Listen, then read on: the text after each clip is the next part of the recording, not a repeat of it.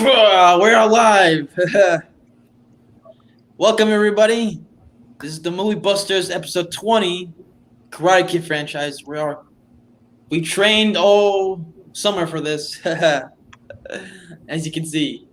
Of course, I'm Alex 2.0, and I'm the monk lover, monk defender. Oh God! And of course, with me is Rob Silver. What's up? Mm-hmm. I open dojos and I ruin people's lives. That's what I do. Yeah. Also ruining franchises, but we'll get to that. And of course, they also got Thomas Crease, No Mercy. No mercy. No mercy. Finish him. Mercies for the weak, apparently. And last but not least, we got the return of Dan, a.k.a. Uncle Louie. Uncle. I got really, really sick in Karate Kid 3. Mm-hmm. Oh, well. And of course, we're doing this because, it goes with the timing right now with Cobra Kai coming to Netflix. And season 3 was supposed to come out this year, but it's been delayed, of course, as you all know. But we decided, hey, let's do the movie franchise, at least. So, let's get to it. Yep. Get to it. All right. Who wants to start first? Oh, you know what? I know Rob. It's safe to say you're the biggest Karate Kid fan of four of us. Is that fair to say? Really? Are you, or is it Dan? I mean, I'm a big fan, but I don't know. Who's the bigger? Who's the bigger Karate Kid fan?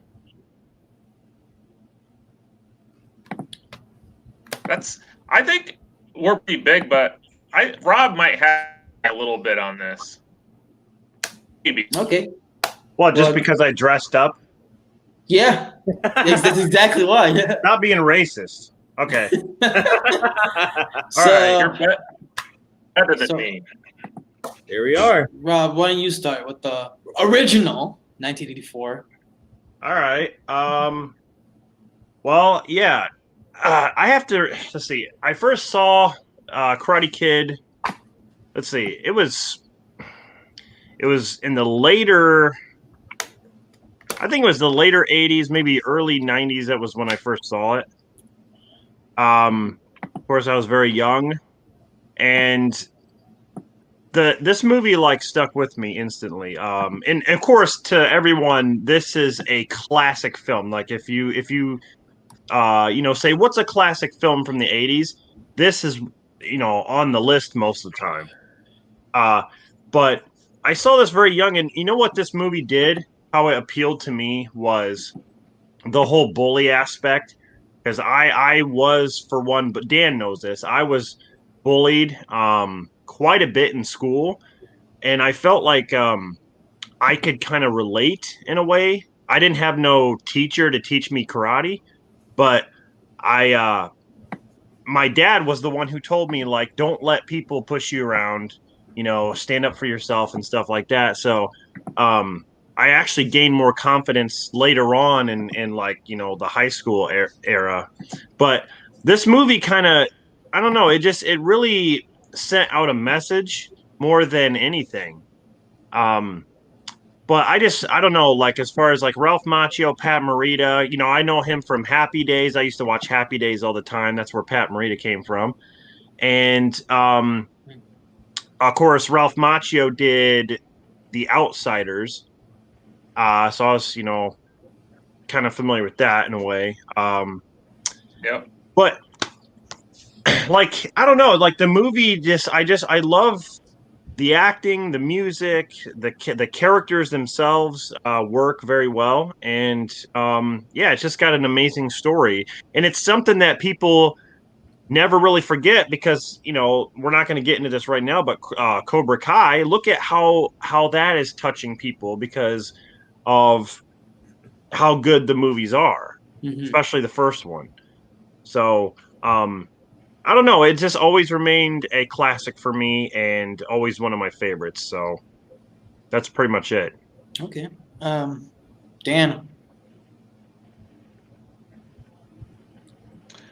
Yeah, this is a great movie. I did not see this theater that I can remember, but it was that I had watched. It came out on VHS, and yeah, it was definitely a movie that I was definitely attracted to, and just all around a great film. And it's one of those movies Rob already said that has stood the test of time. Like the the story that happens in the movie, like the bullying aspect of it, that's still stuff that goes on today. And the at the heart of this movie, in my opinion, is just the relationship between Daniel and Mr. Miyagi, and that carries on for all three of the movies that those two are in. But I don't. It's interesting. It's one of those movies where I loved it as a kid, but like as time has gone by, I like appreciate it more. It's one of those things where I'll use Rocky 3 and Rocky 4 as an example. As a kid, those were like my favorite movie because simple action films. It wasn't about story. And then as I got older, I appreciated Rocky 2 a lot more because of the story driven plot and just that aspect of the characters. This is a movie where right away it has both of those, but like I don't think I appreciated it as much until I got older. But again, like it's kind of a perfect movie, really. I can't think of anything that I had a problem with. Anything. All others, Marita were, Martin Kove, Elizabeth Shue, they were great as well. I'm looking here. It's currently getting a 7.2 on IMDb. I think that's criminally low. That movie deserves probably a 10, if not that, almost a 10. I do agree with that. Yeah, that's criminal. Yeah, for a movie that Rob that mentioned popular, as well. yeah. Go ahead.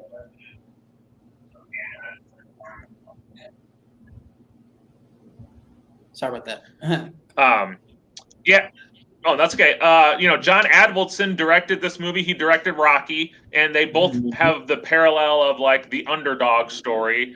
And the soundtrack, not only the soundtrack, but the musical score, all those are so good. To this day, I'll listen to both of them at any time, and it's just like, man, like this is. And my kid, I have kids that are now 11 and 13, and they love the Karate Kid and they love Cobra Kai. And right there shows you how it spans the age. You kids love this movie and adult. The third act, just the karate part of it, I always thought karate was awesome, and I wish I would have got into it. But yeah, really, yeah, I'll let you guys add some more stuff to it. I don't want to break it down too small yet. So I just want to add something about Rocky. Ralph Macchio is a huge fan of Rocky.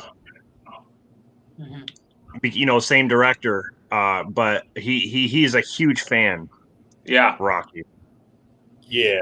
I was gonna add for a movie that popular, you would think it would have a higher score on IMDb. You would think. Yeah. Oh, it seems kind of odd to me. I would think that IMDb would at least give it maybe like an 8.1 or something. Yeah, usually movies and especially in the 80s that are popular like that, like Karate Kid, always have above 8. Yeah, they give scores like that to Ghostbusters 2016. That's where it belongs. All right, Thomas, go ahead. I mean, the Karate Kid. Rob and Dan are right. It's an absolute classic. It's definitely one of my personal favorite films from the 80s. Did you grow up watching it as a kid? The first time I ever saw this film, I saw the first part I ever saw of the film probably like when I was 10. Okay. And it was the scene where the first scene I ever saw in this film is where Daniel was running away from Johnny and his gang on Halloween night, and they're beating him up, and then Miyagi saves them and beats them all up. That was the first scene I ever saw from the kid, and I definitely got hooked. And I will say this was a film that I did grow up watching. I know I know people really wouldn't consider like karate like a sport, but I kind of consider this a sports movie because Karate Kid kind of is like an athletic kind of like thing because you really need to be Yeah. really athletic to be doing karate and all that stuff. So I think this is one of the more underrated ones because not many people really consider this like a sports movie. But it's a film I grew up with a lot, but I probably say the second one is my favorite, but we'll get to that when we get to part two. But the first Karate Kid is great. I love the dynamic, like they said, between Ralph Macchio and Pat Morita. I love the relationship between Daniel and Miyagi. I think they have terrific chemistry with one another. I mean, Mr. Miyagi, very likable character, very likable guy. That teaches Daniel the techniques by wax on, wax off. And I'll tell you what, one of my favorite scenes in the movie is when Miyagi is celebrating Daniel's birthday and gives him that karate outfit and a car. I love that scene between the two of them. And of course, my favorite part of the whole movie, my favorite part of the whole movie is the third act with the karate tournament. And then you have that great song, you're the best around. Nothing's gonna ever keep you down. I mean, Amazing soundtrack. Yeah, which has been parodied to death. You're the Best by Joe Esposito is such a great song. It's easily become one of my personal favorite songs to listen to. I love that song, You're the Best by Joe Esposito. And ironically enough, when I played video games a lot back then, it was actually a song on Saints Row 3, which was kind of funny. So whenever I heard that on the radio, I always thought of the Karate Kid. But I always knew it from there. I will say I do have the full screen DVD. I want to get the special edition because I want to have the commentary with Ralph Macchio and Pat Morita together. And like I said, John G. Avildsen, who directed this, did a fantastic job directing this. I mean, of course, like Dan said, this was the guy that brought us Rocky. He also brought us a really underrated dark comedy, Neighbors, with John Belushi and Dan Aykroyd. He also directed Part 2 and Part 3 of The Karate Kid, Rocky 5.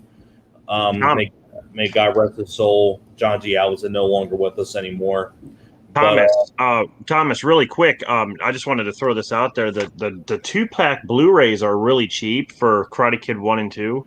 Mm-hmm. And it includes the commentary like you wanted. I did see that. I did see that it was on Amazon for maybe $14. Yeah, it's not bad. I'm going to consider getting that at some point very soon. Because I thought the commentary on there is pretty good between Ralph Macchio and Pat Morita. It is, yeah. It's pretty interesting. And it's pretty cool that Pat Morita got to do a commentary before he passed away. Yeah. I'd say I miss Pat Morita.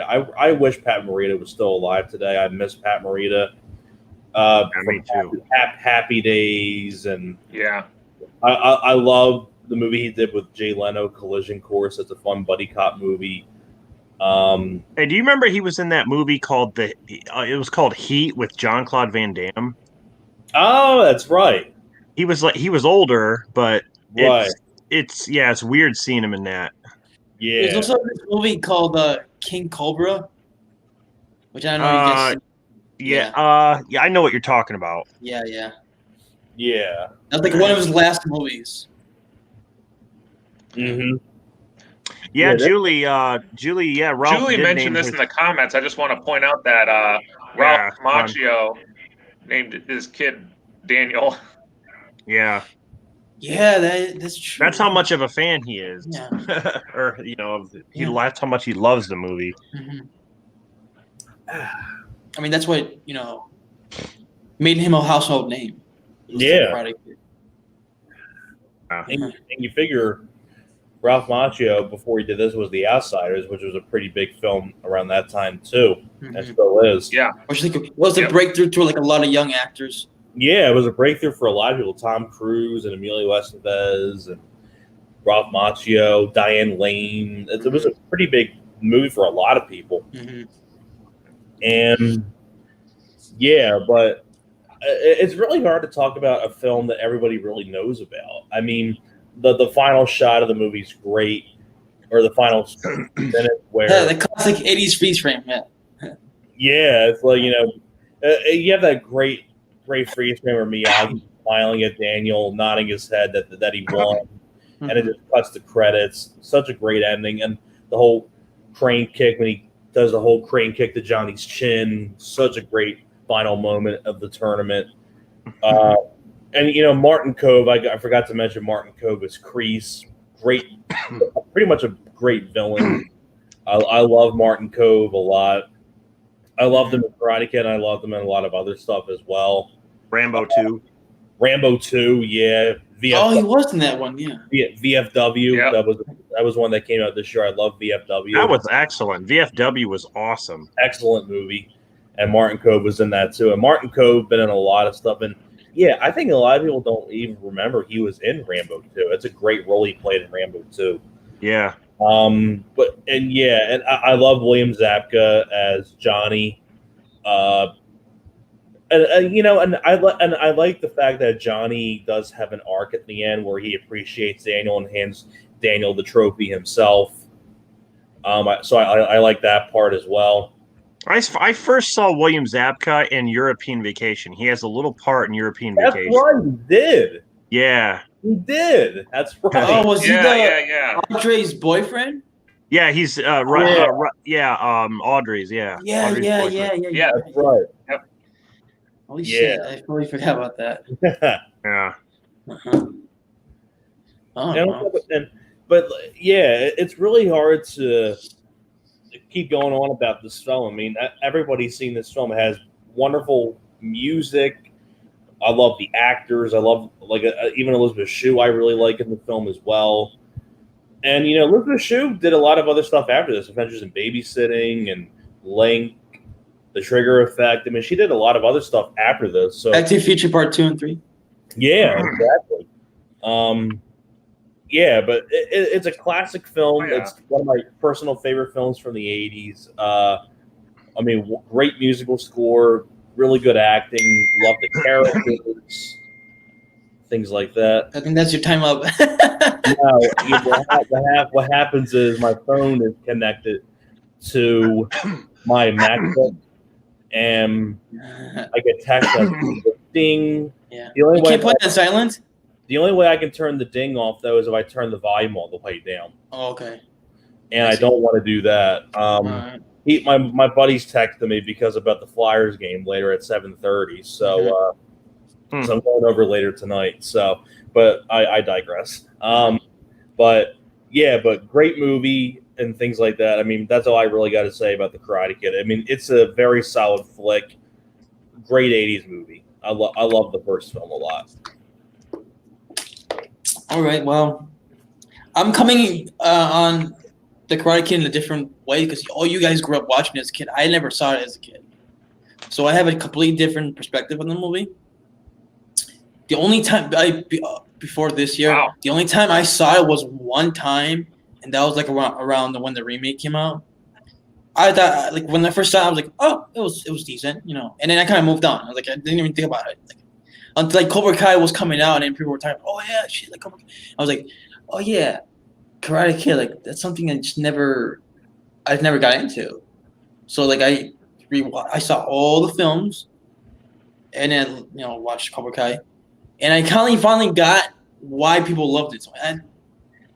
People loved it so much. Like I never like I was looking at it as an outsider. Like why do people love Karate Kid so much? I guess I didn't get it. But like okay, I see why. Especially seeing it in an adult perspective. Like no nostalgia for it. Like nothing. Like okay, I see. Just like as just as a film, it works.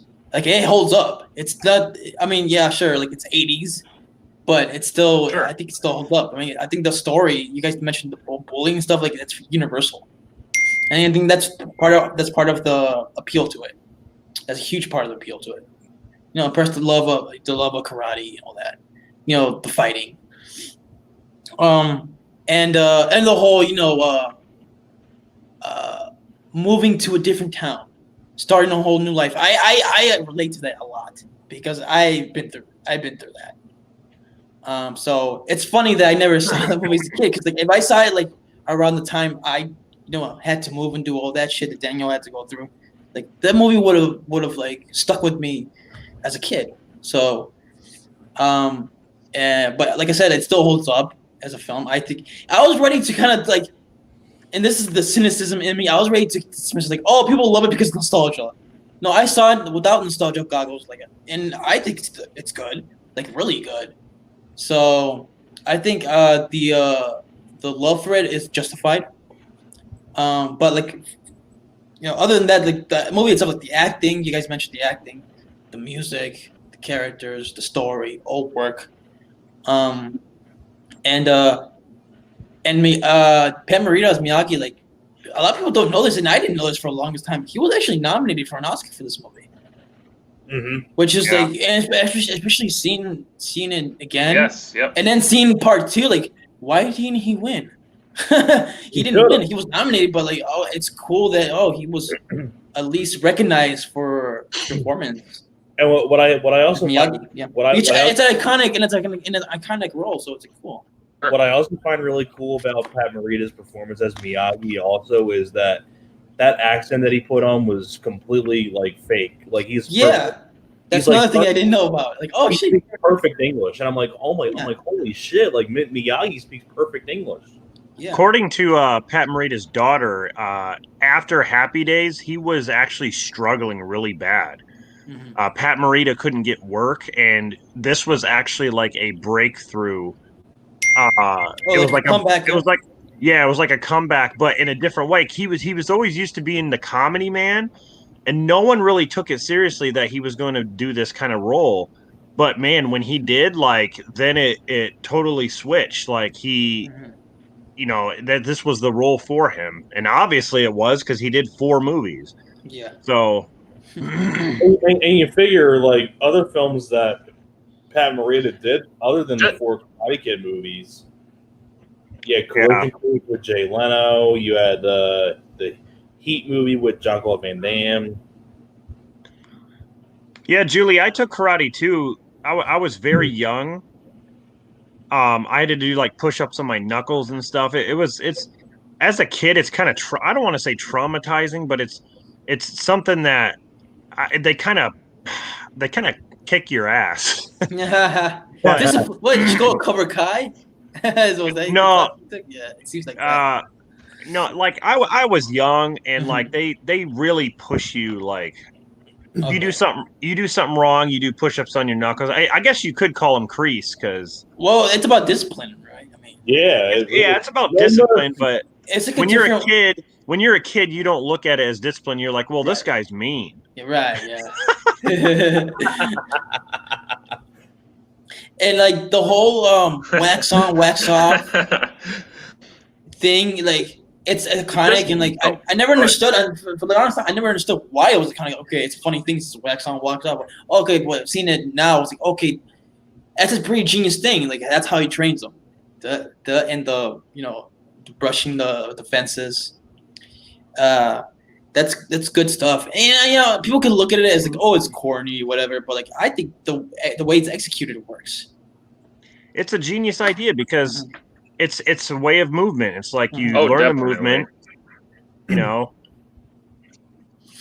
I will admit, I like the one line from Miyagi when it becomes muscle memory. Mm-hmm. And in a way, muscle memory can be more powerful than physical power. Julie mentions that she made it to the yellow belt, and that's about it. She was made fun of too in high school. That's pretty good. You made it to yellow belt. Yeah, high school was okay for me, but it was junior high and lower that was bad. I was gonna say, I'm not wearing my regular belt right now. I would have gone like, well, I have a black belt. But never mind. Canvas, you like $3.98? Huh? Quoting a line from the movie. Okay. In the movie, Daniel asks, what kind of belt? And Mr. Miyagi says, Canvas, J.C. Penney 98. Ha ha ha ha. No need belt, hold up pants. Ha ha ha ha ha. You know what? I've noticed, like, Watching Something it is. I wanna add. Go ahead. Oh. Go ahead. No. Something I was going to add, just to piggyback on Rob, was the owner of Columbia Pictures did not want Peter for this movie. John Avildsen went to him a couple times, being like, "Man, I think Pat Morita would be great," and he refused. He was like, "There's no way I'm going to get Arnold from Happy Days," and so it was after like Pat Morita had auditioned like for John. He auditioned for him several times, and John was just like, "This is the guy I want." They ended up in a meeting bringing in a video of Pat Morita doing Miyagi and showing the boss of Columbia Pictures, and Columbia Pictures was like, "That guy, yeah, get that guy. That guy's great." And John Avildsen was like, "That's Pat Morita." Yeah. So Yeah, you the rest is dumbasses. history. I mean, See, I'm glad that he got it. It's crazy, like when someone like Pat Morita, like who played Miyagi, like is an iconic character like that. Like it's an iconic performance. Like you would think like, there's somebody out there who didn't think he was good enough. Like that's odd to me. Like it's like whoa, what the fuck? Like imagine if someone said, oh, Sylvester Stallone's not good enough for Rocky, or not good enough for Rambo, or Harrison Ford's not good enough for Indiana Jones, or Robert Englund's not good enough for Freddy Krueger. Stuff like that. Like maybe at the time, like maybe someone didn't want them. So You that's never know. not good enough for Rocky. I'd say shut up. Yeah.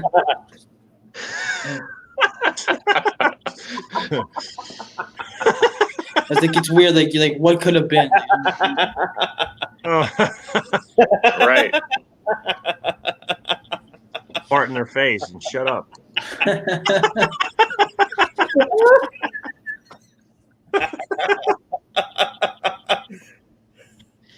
So yeah, have you guys seen the? Have you guys seen the video of like the whole like Daniel was the real bully?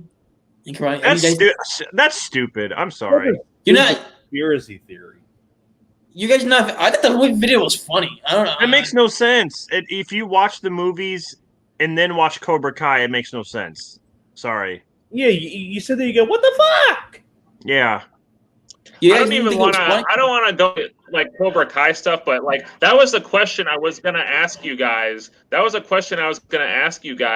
What you thought of this whole like Daniel's the real bully stuff, because it drives me crazy that really? is actually it's been the guy that made the video was kind of like made to be a joke in a sense, but like people are and it just drives me mad. It's because people watch Cobra Kai.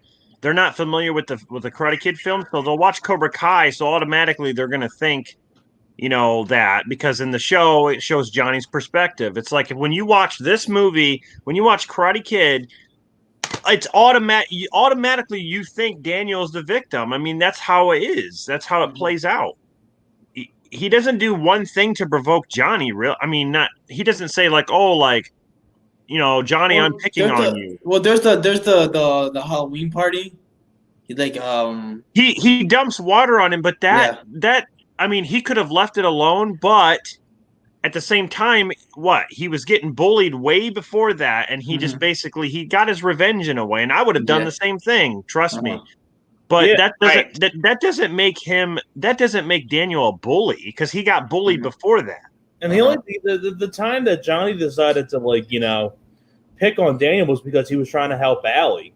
Right, and Daniel didn't even provoke Johnny at that point. Johnny was the one who said he said the first line. He said, "Don't touch it, punk." Like he was the one who got involved in Daniel's business, kind of. Daniel was standing off to the side, so Johnny should have just shut up. That's all. And John's point of view, Daniel got into his business. What's this kid? I mean, well, but you know what? Regardless of that, Johnny threw the first blood. Mm-hmm. Allie was being a whore.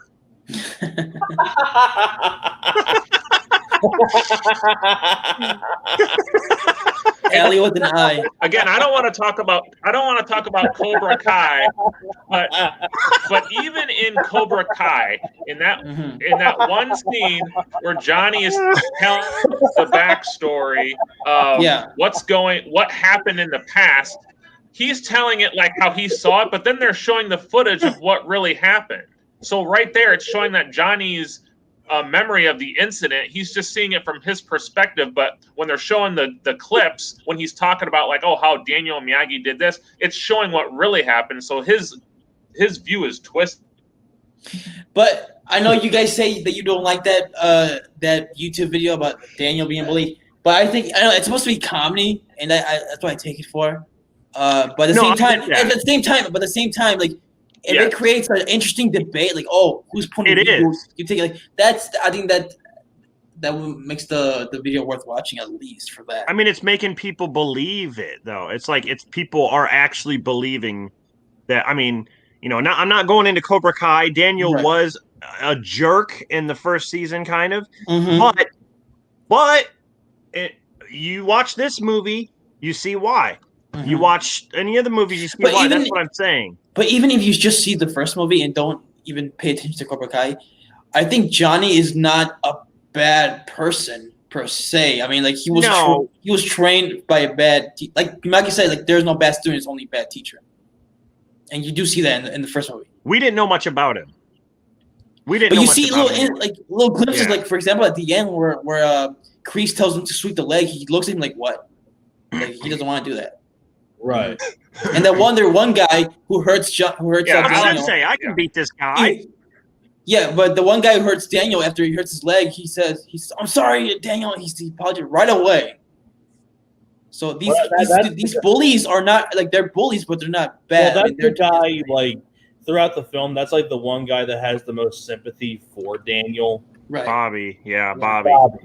And it's interesting. Even at the time, like 80s bullies were always one-dimensional for the most part. So it's like, they're bullies and that's it. That's all to them. Like, these bullies actually have some dimension. Kreese is Emperor Palpatine of the franchise. Yeah. In a way, he kind of is. Yeah. and then his return in Cobra. Alex, you made a good point though. Alex. Yeah. About what? You made a good point about Johnny not really being bad, and Miyagi said it. If you pay close attention, that's very true. There is no such thing as bad student, bad teacher, and that's philosophy I look at in real life. I think a lot of kids that are bad kids are from a bad situation at home or not being taught the difference between right and wrong, and it is very clear in that final tournament how Kreese is pushing the Cobra Kai members to do things they don't want to do, and you can tell Johnny doesn't want to do it, and then it leads into the next movie as well. But yeah, there's a strong message. Yeah. The message is don't bully people. Stop being a bully. Message is if you're being bullied, steal the bully's girlfriend. If someone is bullying you, go find a short man, a handyman, a short handyman, and have him teach you karate and different moves, and then there you go, you're set. No, you got to teach him Miyagi-Go karate. Yeah. And you guys, another thing that bothers me is people are always saying, people are like, Daniel stole Johnny's girlfriend, all that. They were broken up. Like, they weren't together anymore. So that's another thing that made Johnny look like a jerk. And even Johnny said that he wasn't planning to, No. He said he wasn't planning on, going to parties and shit like that because he wanted to, pass his senior year so he can go to college. Is that what he said, right? He's got 1 year to make it all work. Yeah, that's true, yeah. And that's what I'm going to do. Make it work, right? That's right, man. So when you saw it out. So when he saw Allie talking to Daniel, he just got jealous. Like the jealous. Yeah, he got jealous. He broke her radio. You just broke my radio. Don't touch it, punk. It's funny how Daniel's so-called new friends didn't even back him up. That's because they're not real friends. I know, yeah. Those guys were jerks. What assholes. Yeah. You know when Daniel kicked the door and hit Freddy in the face? He should have just kicked him again while he was down.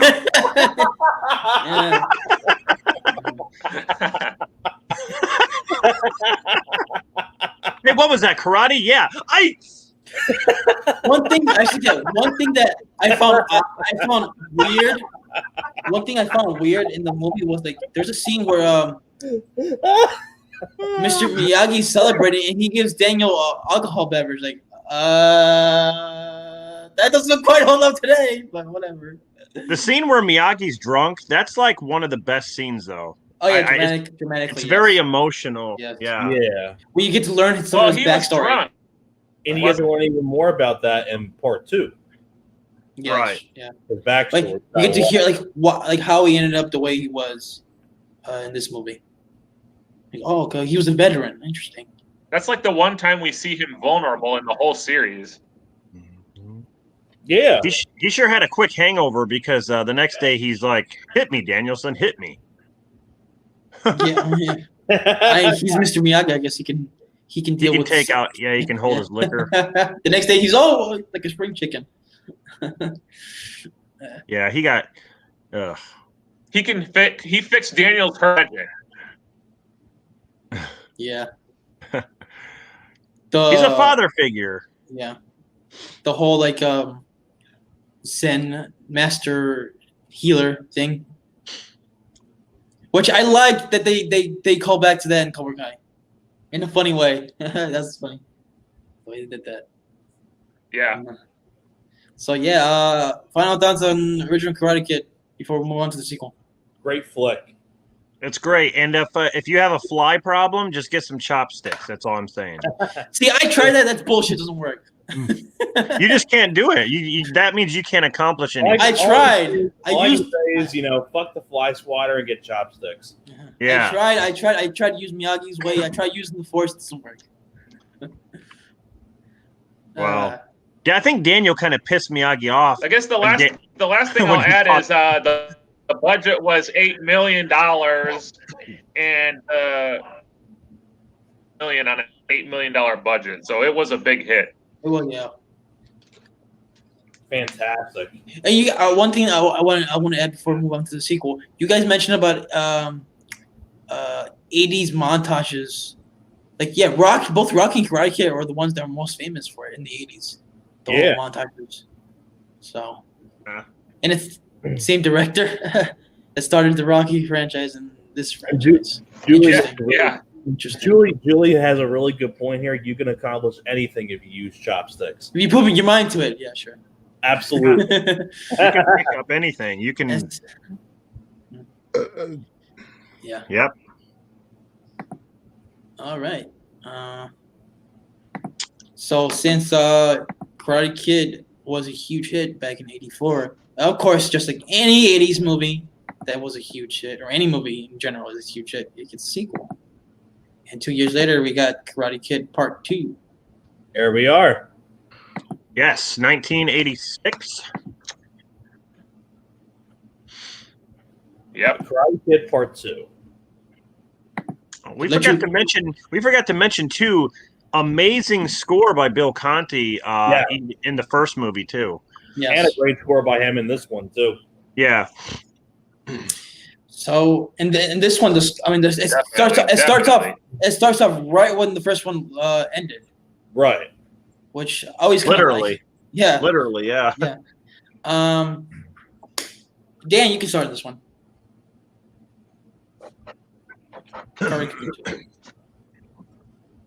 Okay. So the Karate Kid 2, I did see this one in the movie theater. So that was 86. So I would have been like 7 years old going to see this movie. And I remember, I seriously can remember they had the, the big song for this film was The Glory of Love. And I remember on MTV, they played the music video for it, like, repeatedly, like over and over again. And so they were really pushing this film. And it was, again, it's a good film to me. I don't think it's as good as the first movie, but this movie is more, it's kind of a switch between characters. I feel like Miyagi is kind of the main character of this movie, and Daniel's kind of like the supporting character. Mhm. But Right. again, the greatest part of this film is the camaraderie between Daniel and Mr. Miyagi. Like, they just, man, the chemistry is just so good, and it was kind of cool to see Daniel out of his element. I mean, that was probably the best route that they could go for it to make something an interesting, different plot for the film. You have, Miyagi's dad is sick, so they go to Okinawa, and you get this whole other backstory from Miyagi that we didn't know about, where he had this lifelong friend that was trained by Miyagi's dad. Miyagi's father trained Miyagi, who were best friends. But then Sato liked Yukie, but she liked Miyagi, and so Sato's honor was he was just I felt dishonored, and so he wanted to fight Miyagi. Miyagi decided no, because we all know Miyagi doesn't like fighting. He went off to Bullshit. America, and that's where we leave off. His dad's sick, and he's faced. So he's faced to go back to and Sato is this rich, owner of college in a sense, and he has his student named Chosen. First chosen right away is he's been raised from Sato's dad. Of course, Chosen is gonna think badly of Miyagi. His, but then you get a new love story too with Daniel and Kumiko, and that's kind of one of the main stories for Daniel going through the film. I really like there was some. I don't want to get too detailed because I want you guys to be able to talk. But I mean, there's a lot of good moments in this movie. Like I love that the kata. Again, it's just like the muscle memory in a sense kind of thing where Miyagi's teaching Daniel, the drum technique, and Daniel has no clue. Oh, this is just something I'm learning. Like he has no clue that this is something that he can use against his opponent, and that's how he uses the drum technique. And that's Mr. Miyagi. He's all about teaching the defense karate, and that's what was just so. All of a sudden, it clicks. Like, oh, I'm gonna do this. You got the ice breaking scene. You have the storm scene where Sato realizes he's been wrong, but Chosen has been dishonored on his end. So, he wants to fight Daniel. It comes this battle to the really good. So, yeah, again, I don't want, I want you guys to be able to talk about stuff too, but yeah. All right. Thomas, you go next. Me? Yeah. Well, like I said when we were talking about the first Karate Kid, this is my favorite Karate Kid film. I love Part 2. I'd probably say this is probably my favorite. If I had to do like my list of favorite films from I think I mentioned. I don't know if I mentioned this to you guys or not before, but I was making top 100 lists of like my top 100 favorite films from the 80s, and 90s, and things like that. This is on my top 100 favorite films from the 80s. It is because it's my favorite of the franchise. It's my favorite franchise. I love Karate Kid 2, and like I said, I love how you guys mentioned that it picks up right after where the first movie left off at, where after the tournament, Kreese gets mad at Johnny for losing in the tournament, and Miyagi gives him a little bit of a lesson, a little bit, and that's what causes Johnny and his guys to walk away from Cobra Kai, and I just love the story in this. I love the story, and I think that was one of the main reasons why it's my favorite of the franchise. I love the whole story that you get to see Miyagi's home life in Okinawa, Japan. And I love the location of Okinawa, Japan. Beautiful looking sets, beautiful looking shots of Japan. in Miyagi, Pat Morita got to show some acting chops a little bit in the first movie, like when he was drunk and things like that. In this one, though, he really does get to stretch his acting chops a lot. There's a lot of really good dramatic scenes with Miyagi, and Pat Morita just plays this part so perfectly. very likable character, and Pat Morita, just the way he plays him is so well done. And I do like the fact too that this really, and you guys mentioned this too, that it does feel like more of a Mr. Miyagi movie, because the first movie kind of dealt more with the Ralph Macchio perspective, where he was dealing with bullies and things like that. Well, this one though, it kind of focuses more on Miyagi's character, which I like because I love the character of Miyagi, about him going back to Japan because of his father dying, and then there's these group of these bullies that have a grudge against Miyagi, and I really like the fact this film in a way reminds me of D2 The Mighty Ducks, where the first movie was kind of like the first step, and then when it got to the second film, it was even more on a bigger stage. Like in the first Mighty Ducks film, it was Pee Wee hockey, and then when he got to the second film, it was like an international tournament playing against, like, they were Team USA, they were facing Germany and Iceland and Trinidad, and like they were facing all these countries. And now in this one, you go from a tournament, like a regular karate tournament, and when you get to part 2, it's a battle for life or death. And I love that, and I love the whole fighting scenes in Japan, and I love the chemistry that Daniel has with the new love interest that he has in this. I love their dynamic between one another. And yeah, and once again, John G. Avildsen once again does a great job directing this. It's probably, I want to say it's probably my favorite film he's directed. I mean, this and Rocky are pretty close for me for my favorite film of his that he's directed. Wow. Because these, like, Karate Kid 2 and Rocky are like almost like this for me. I mean, they're really close for a number 1 spot. And and once again, Rob mentioned too, a great musical score by Bill Conti. And like, this is like one of those films where I think, in my opinion, I think the sequel exceeds the original film. I mean, I love the original film, but I love this one even more. And the main reason is the story.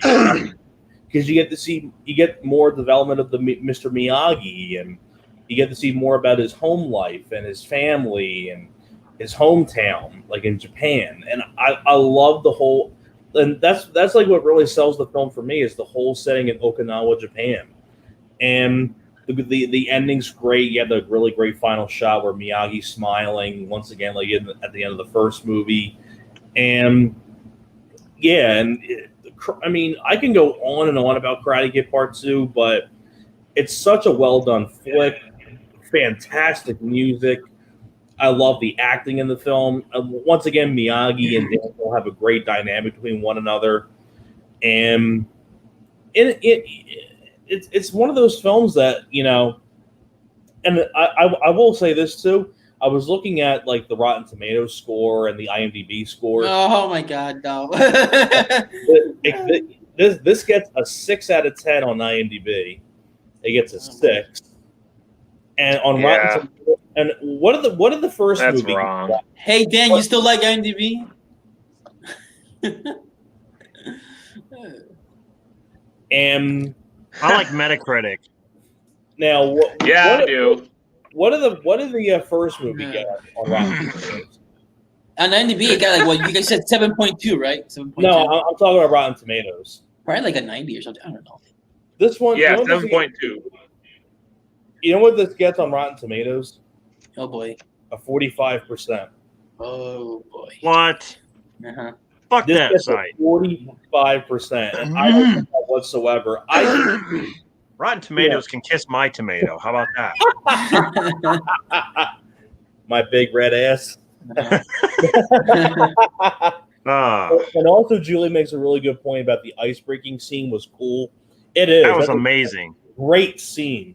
Great scene in the movie. Mhm. But yeah, I don't want to go into too much more detail because I want Rob and Alex to give their thoughts on it too. But Karate Kid 2, it's my favorite of the franchise. I will say that. I love this movie a lot. I love this more than the first movie. So I'm going to leave it at that. Interesting Mighty Ducks comparison there. I never even thought of that. Yeah, that's cool. All right, Rob, you can go next.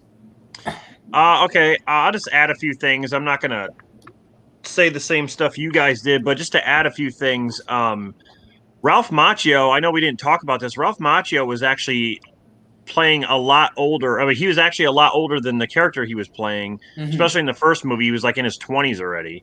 He didn't Right. look like he didn't look. No, like he didn't look like he was in his 20s. Where you really notice it though is Karate Kid 3. I mean, we'll get to that, but it's like he's yes, getting we'll older. get to that. Yeah, but anyway, yeah, Karate Kid 2. How I compare this is, I think of it as like Rocky and Rocky 2. It's like this movie starts off literally like moments after the first movie, just like Rocky 2 does with Rocky 1. Yeah, this is basically Mr. Miyagi's movie. I think I'm invested in his story a lot because he was kind of mysterious in the first film. I mean, we got to learn about, okay, his father was a teacher and all that stuff. Now we get to see what his home life was like. That, to me, that was just interesting. I mean, it was I'm kind of glad that Daniel took a side seat because we already got his story in the first one.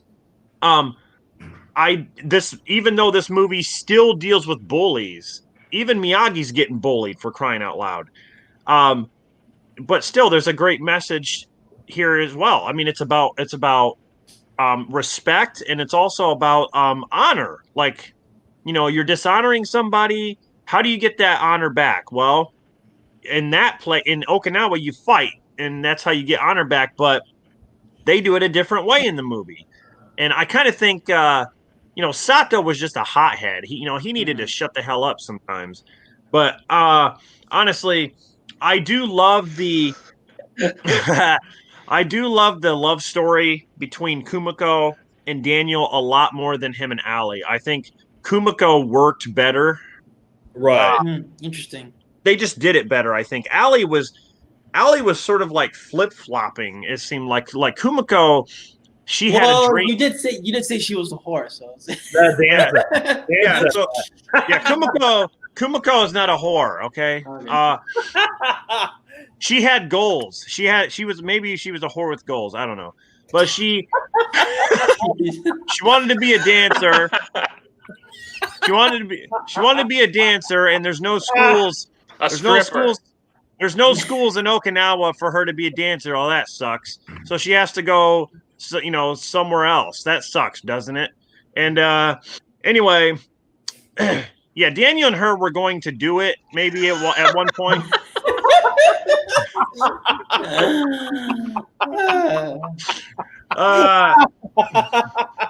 They were gonna do it, and then a storm interrupted.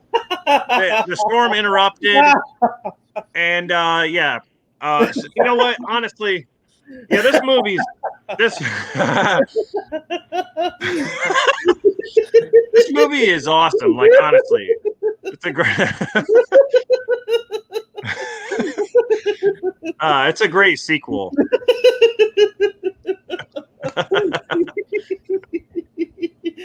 Oh boy! You get Thomas Ren's funny bone.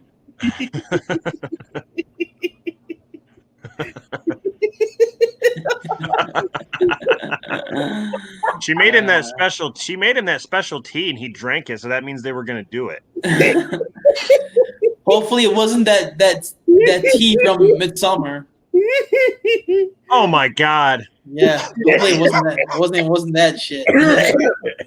Oh man, Thomas is dying. That movie sucked. Thomas is dying there. Man,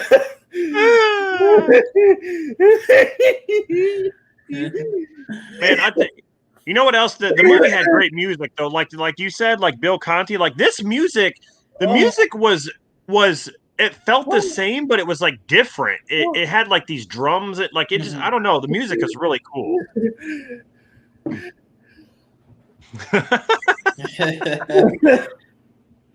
What made you laugh so hard? Was it the whole Allie's a whore? No, it's when Rob kept going about they're going to do it and all that stuff. Okay. About the tea and all that. Well, they would have. That stupid storm had to cock block them.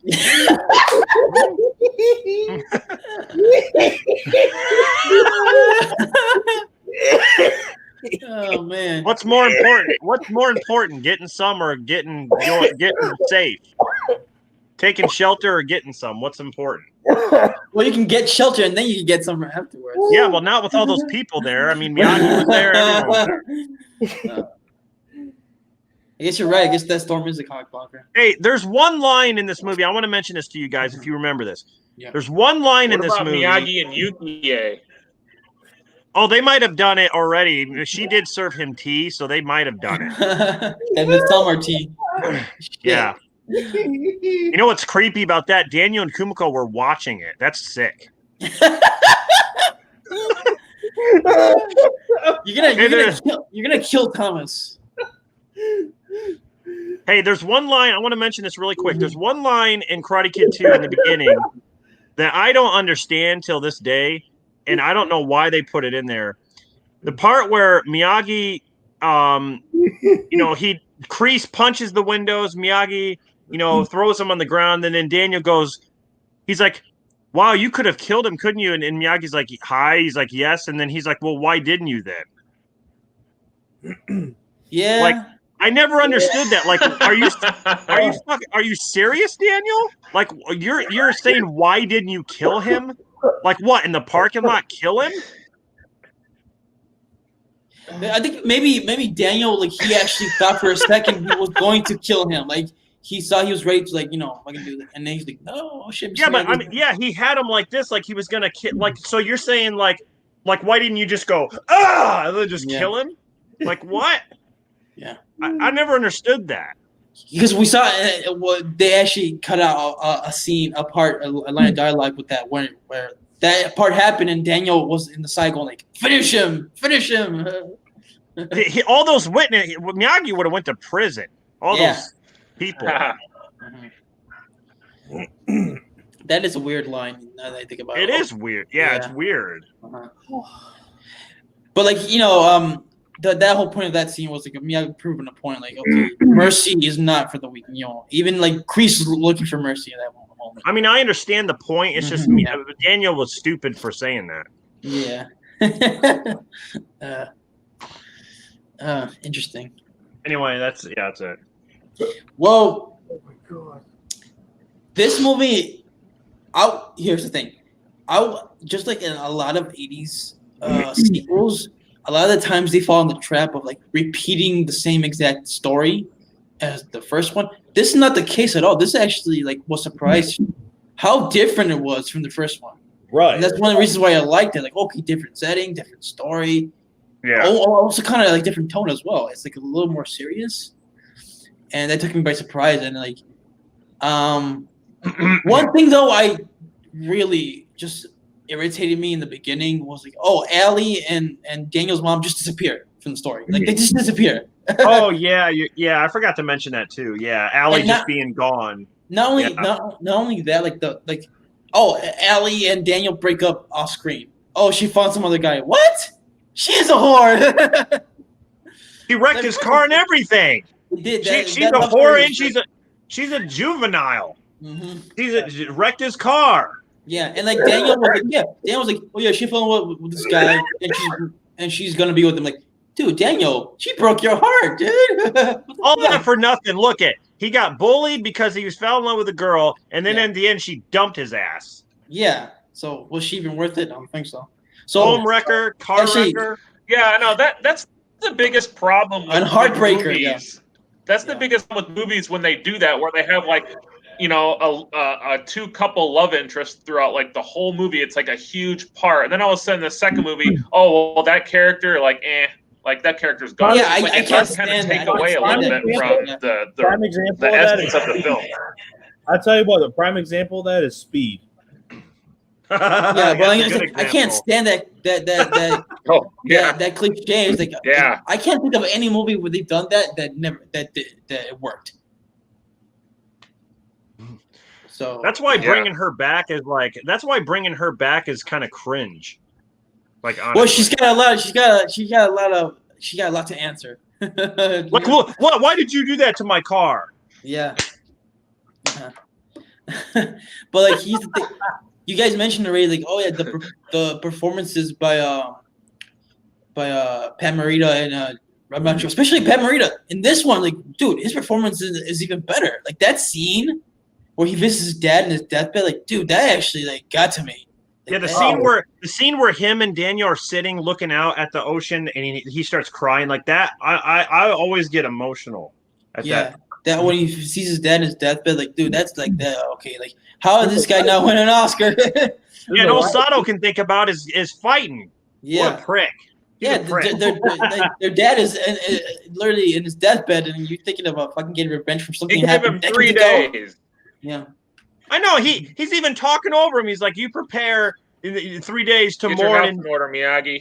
yeah, like have some respect for my dad." yeah. And like you get, yeah, There's a lot of deep feeling is in this movie. There's a lot of deep moments. and the whole like you guys mentioned, like I can see why you like the love relationship in this movie more than the one in the first one, because like this one it ends like it doesn't continue on the and the third one, but like it ended more, I think, realistically or more naturally. Like, okay, I can buy. Okay, she had her own plans. Like he was literally on vacation. He met her. Like, okay, maybe it wasn't gonna work out. It wasn't guaranteed. Whereas in like in the first one, oh, he actually had to go through all that shit, the tournament, the prepare, bullying. You know, just because he wanted to be with her. Like, oh, it didn't matter at the end. You know, this one is like, okay, it worked better. I think in general. Daniel has a big heart and always seems to get stepped on. Yeah. Yeah. Oh god, we'll get to that shit in the third movie. But yeah, I know you. And then like in even like the lead up to the final fight at the end is very different.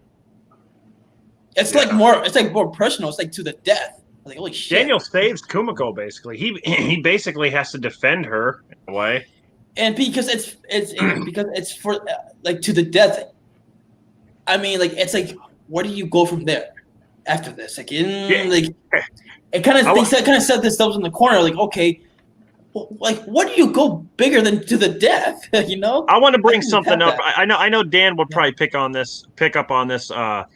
But at the end, when Danielson's about to do the drum technique on Chosen, everyone has their little drums out going like this, and Chosen is looking at everybody like, what? Like, what are they doing? Like, are you telling? Like, did he not know what the drum technique was? He realized that they were all cheering for Daniel, not him. No, but I know that. But you can't. I mean, Miyagi has the same teacher as Sato. So, like, are you telling me Sato never learned the drum technique? Guess not. It's like in Rocky IV. That's a good point. That's a good point. The only thing I can think of is like maybe Sato just trained the offensive way of karate, where maybe Miyagi trained the defensive way. I don't know. Yeah, he spent all his time out back trying to chop that wood in half, and he couldn't do it. What a bitch! It's like that scene. It's like. It's like that final fight at the end of Rocky IV, where the audience starts cheering for Rocky instead of Drago. They turn on the home fighter in a way. Yeah, Russia wasn't so big, were they? They're cheering for him. That's realistic. That's realistic. I lost the new back.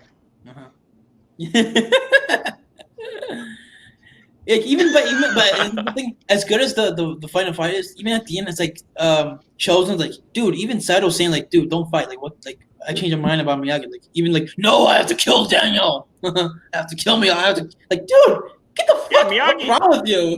Yeah, Sato should have detained Chosen. Yeah, just detain him. Tell him to shut up. He literally attempted to murder people. Like maybe he ended up in jail. I don't know. Because like if you think about it, Daniel never really insulted Chosen's honor. No, I mean Chosen was the one who was just like don't talk back to me. You know, American. You cheat people. Remember that on the weight machine, he had a false weight. Yeah, I mean, okay, yeah. So he basically he proved him wrong there, but. I guess you can see the iconic scene in this movie is the ice breaking scene. Yeah. Yeah, that was a pretty tense scene. Yeah, it was. You think you could do it better, Big Mouth? Huh? That was awesome. Think you could do it better? Hey, I But know yeah. Rob knows this because we talk about this is the in the entire Midnight Saga where he gets hit. He gets hit one time.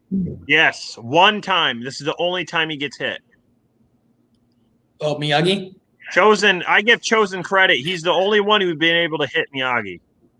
And he's coming back for Cobra Kai, right? Yeah, Interesting. far as we know, Interesting. Okay. Well, let's see if they bring that up. it's got to be him. Now that you mention it, they can see if they actually bring Yeah. that up. Only one who's ever hit on screen, at least. Well, I think Miyagi at that point, he was trying to make sure Daniel was okay, so his back was turned. So, I mean, That pissed me off. Like, fuck you, Chosen. well, it just shows that Miyagi is vulnerable, but still he's a badass. Like, imagine if someone did that to Yoda. Yoda's clouded. What a bitch. Yoda would just jump around like a crazy person, like a crazy Muppet. Okay. Well, I got not much to add with this movie other than like, it actually surprised me how different and how in a different direction it went, and that's for a good Yeah. for a good cause, I think, when it comes to like a sequel to a popular film. Yep. So Alex, we know. So Thomas liked it more than the first film. What do you negatives to say about this movie other than that?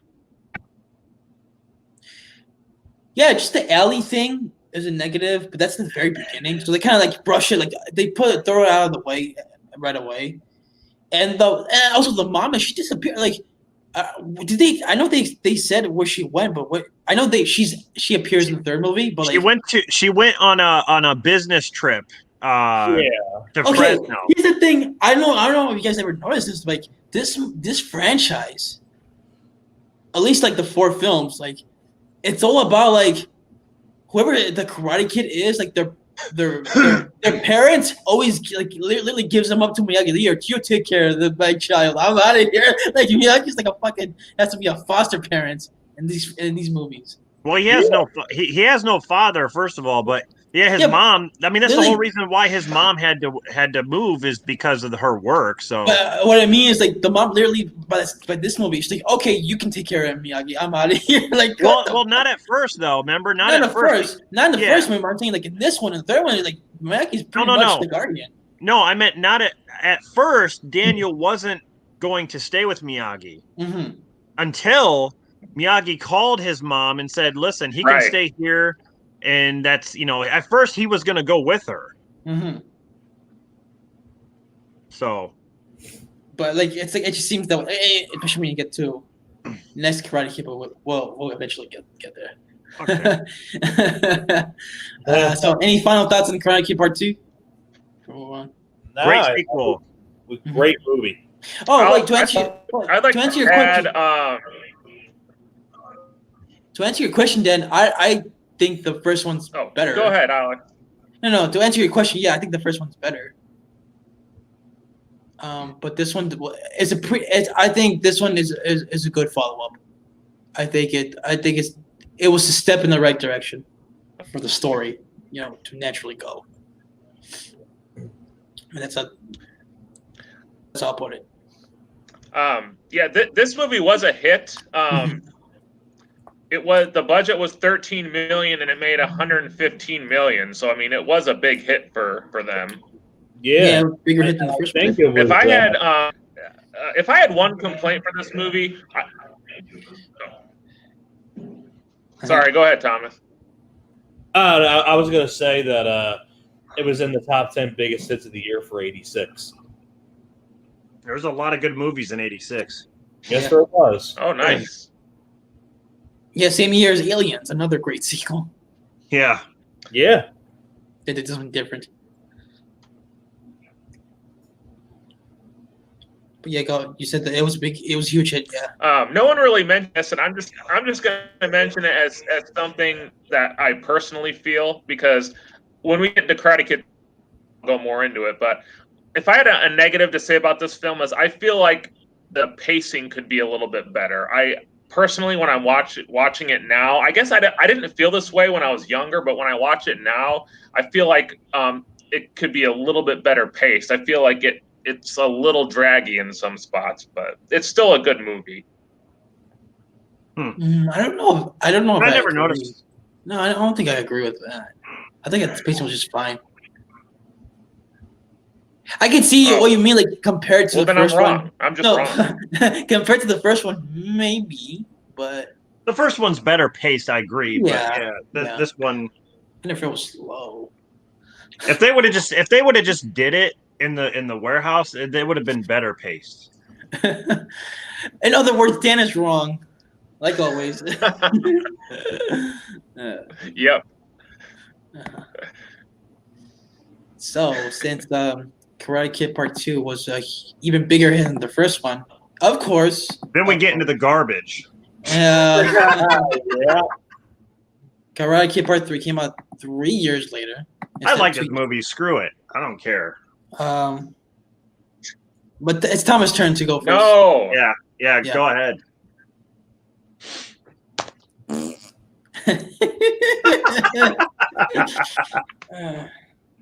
Go ahead.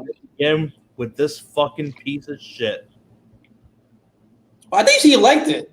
I like this movie. No, this movie fucking blows. What? I think you said you liked it. No, I never said I liked this. I think you did. What?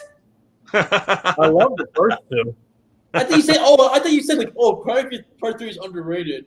No, I didn't say underrated. I think I said that. No, I think Rob said that. I'm gonna look. Later. I'm gonna look for the old messages. Wait, you know what you can do is, Mhm. you know what you can do is if you want to check for old This messages. is going to be a fun discussion. Okay, yeah. I'll tell you what, an easier. I know how to look, Thomas. I know how to look for old messages. You don't tell me that. Oh yeah, that's a keyword. That's a keyword. That's all you got to do. Yeah, I know. Yeah, fuck this movie. Really? Wow. Oh man. I was the only one who. Oh, go ahead. Oh, you hate this movie too? I'll get into my points, but go ahead. Okay. Go first. Okay, I'll get into my thoughts first. Okay. Where do I begin? Okay. Now, Karate Kid 3, John G. Avildsen once again comes back to direct again. My God, man. Where the fuck did... My God. Okay. Any positives? I can give some positives, yes. Mm-hmm. I can. I still like the dynamic between Miyagi and Daniel. I do think they still got that good dynamic from the first two films. I do admit that. I do agree. But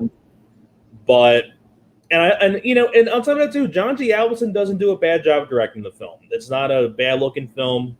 It's pretty well directed. Things like that. And on top of that too, I like Terry Silver. I think he's pretty fun. I like Terry Silver, but it's not for me to like. Terry Silver does have some fun moments in the film. I will admit. I'm not gonna lie. I'd be lying and saying if he's not fun in the film, but I would be lying if I did say that. But I think he does have a couple fun moments in the film, but that's where the positives end. I mean, to me at least, what Karate Kid 3 really does feel like to me personally, and I mean, if people like this film, fantastic, and more power to them. But to me though, the Karate Kid 3 feels like a shitty rehash of the first movie again. Thank you. Agreed. It does. Yeah. I really, in my honest opinion, I really do think it does. Because in a way, it kind of makes the first two films kind of pointless. Because, Daniel was on top. I mean, he was the champion. He won the tournament. He got the girl at the end of part 2, and he fought for his life in Okinawa, Japan. And now this one, it's going to be like another comparison. Like, remember how I did Mighty Ducks. Mighty Ducks comparison? This feels like D3 to me. I don't know if I'd call it a rehash of the first because it doesn't follow what the first one did though. D3 is not nearly as bad as this movie. I'll see that. Well, yeah, I mean, this film kind of does feel like D3 to Mighty Ducks, but I think D3 is better than this actually. Mm-hmm. To me, though, what it feels like, it kind of feels like, in What? like What? hear me out first. Hold on a second. Hear me out first. Here we go. Hold on before you get on my asshole. Just don't fart. Oh, I just fucking farted when I laughed. Fuck. Uh-huh. You let the Oh. fart out of me. Uh-huh. Anyway, That's this movie. anyways. This movie's not as bad as the fourth one. Come on. No, it's not. Wait till Thank you. you hear. Wait, no, wait till you That's hear all I what wanted I to gotta hear. say about that shit. That's I got all I no. want- That's all I wanted to hear. That's it. No. I mean, I don't like this film, but I do admit this is better than the next Karate Kid. Thank you. That's all. But I still don't like this film. I mean, it's not as bad as the fourth movie. I get. That fourth movie just has a shitload of problems. But at least this one, though, No. I like some of the moments with Terry Silver. I like the dynamic between Miyagi and Daniel still, and things like that. But to me, though, and like I was going to get to my comparison. So you know how like the first Mighty Ducks was Pee Wee hockey, and then the second movie was the international tournament facing against countries, and then in the third one, it's like a step down, and they're stuck at like a snooty prep school. And now when you look at the Karate Kid franchise, look at the Karate Kid. So the first one was the tournament, and then when you go to part 2, it's even bigger. It's Life or Death in Okinawa, Japan, and now you go back down to here. It's like a big step down from the second movie. It's a huge step down from the second movie. And I'll tell you what, you know who I thought was really, really annoying? Thomas Ian Griffith. Is he the guy who wants to fight? Right. Terry Silver? No, he's not Terry Silver. He said Thomas Ian Griffith. Silver. I think He you said probably Thomas. no. You probably meant the guy who wants That's to fight Terry Daniel. Silver. You're right. You probably He meant the said, guy. yeah, Hold on, Thomas I Ian thought- Griffith is Terry Silver. Oh, I'm thinking about like, well, You- for the most part. Well, I mean, he has a couple fun moments. Are you talking about Mike Barnes? Yes, that's who it is. Yes. Okay. Yeah, I got those two mixed up. Thank you for clarifying that. Yeah. But and and it was cool to see, and Martin Cove came back again. I mean, it's always good to see Martin Cove. That's another positive I can say. But in my opinion, though, it just feels like a shitty rehash of the first movie, and to me at least, and because it kind of makes the first two pointless. Like Daniel was already the champion, and now it's like he's back at rock bottom again, and now he has to prove himself again. Like he already proved himself in the first two films. It's like they didn't even watch the first two films. I don't think he really had to prove himself. It's more like he wanted to defend his title, but Miyagi didn't. There's more of a dynamic, I think, with that. The thing is with me though, I don't think he needed to defend this title. I mean, He didn't need to. No, he didn't need to. That was like the problem I have with this film. It's like they sent him the paper, and he saw it, and he's just like, I get a chance to defend the title. So it's like, I mean, I can kind of see, like, if I was the champion and they sent me like something to, if someone's gonna fight, they want to fight me, this defend the title. That's something that I'd probably be like, oh, okay, like I'll defend the title. But it's just because it's a karate match. But it's like, I can kind of see where he's going with it. No, but that's bullshit. I'll explain why. I'll explain. Yeah, Thomas explains first. like- Yeah, but it's like you're going back to like the elements of the first movie again. I mean, and it's not as good. Not as good as the first movie, because like you already saw like when the whole idea where I have notes right here. I'm looking at because I had to take notes on this. It's like when Terry Silver hires Mike Barnes to challenge him at the All Valley Karate Tournament. It's like we've already seen that with Johnny and Cobra Kai and all that stuff. Like I don't think we need to see that again. Like I think I think this franchise was good for 2 films. I don't think they need to continue on with a third movie. I mean, I think the second one ended perfectly, just like how the first movie ended. The first movie ended with Daniel winning the tournament with a trophy. Oh, why couldn't we see another tournament fight? I mean, Rocky boxes in every movie. We're not like to Rocky. Exactly. Oh well, we've already seen him box before. Like, why can't That was my Daniel be point. in another Yeah. tournament? The thing is, with the Rocky films, they're like the Rockies, like 3 and 4, are far better movies. I mean, they're more executed better than the Rocky films. They're far better executed in the Rocky films. I mean, because they're more well done. You were even as a negative. Like, why are they doing it again? That's all I was. But no, but like the thing is, why they were sorry, doing I don't mean to it. interrupt. But I think my rebuttal to that is like, well, Rocky's a professional boxer. Daniel's not a professional karate fighter. There's a difference there. He is by now. Yes, he is. If he's a really. He fought in one tournament and that's it. Yeah, but that doesn't make him a professional. I mean, he won the tournament. He's a black belt, so he is a professional. Sure, fine. I just think it's just not as good. And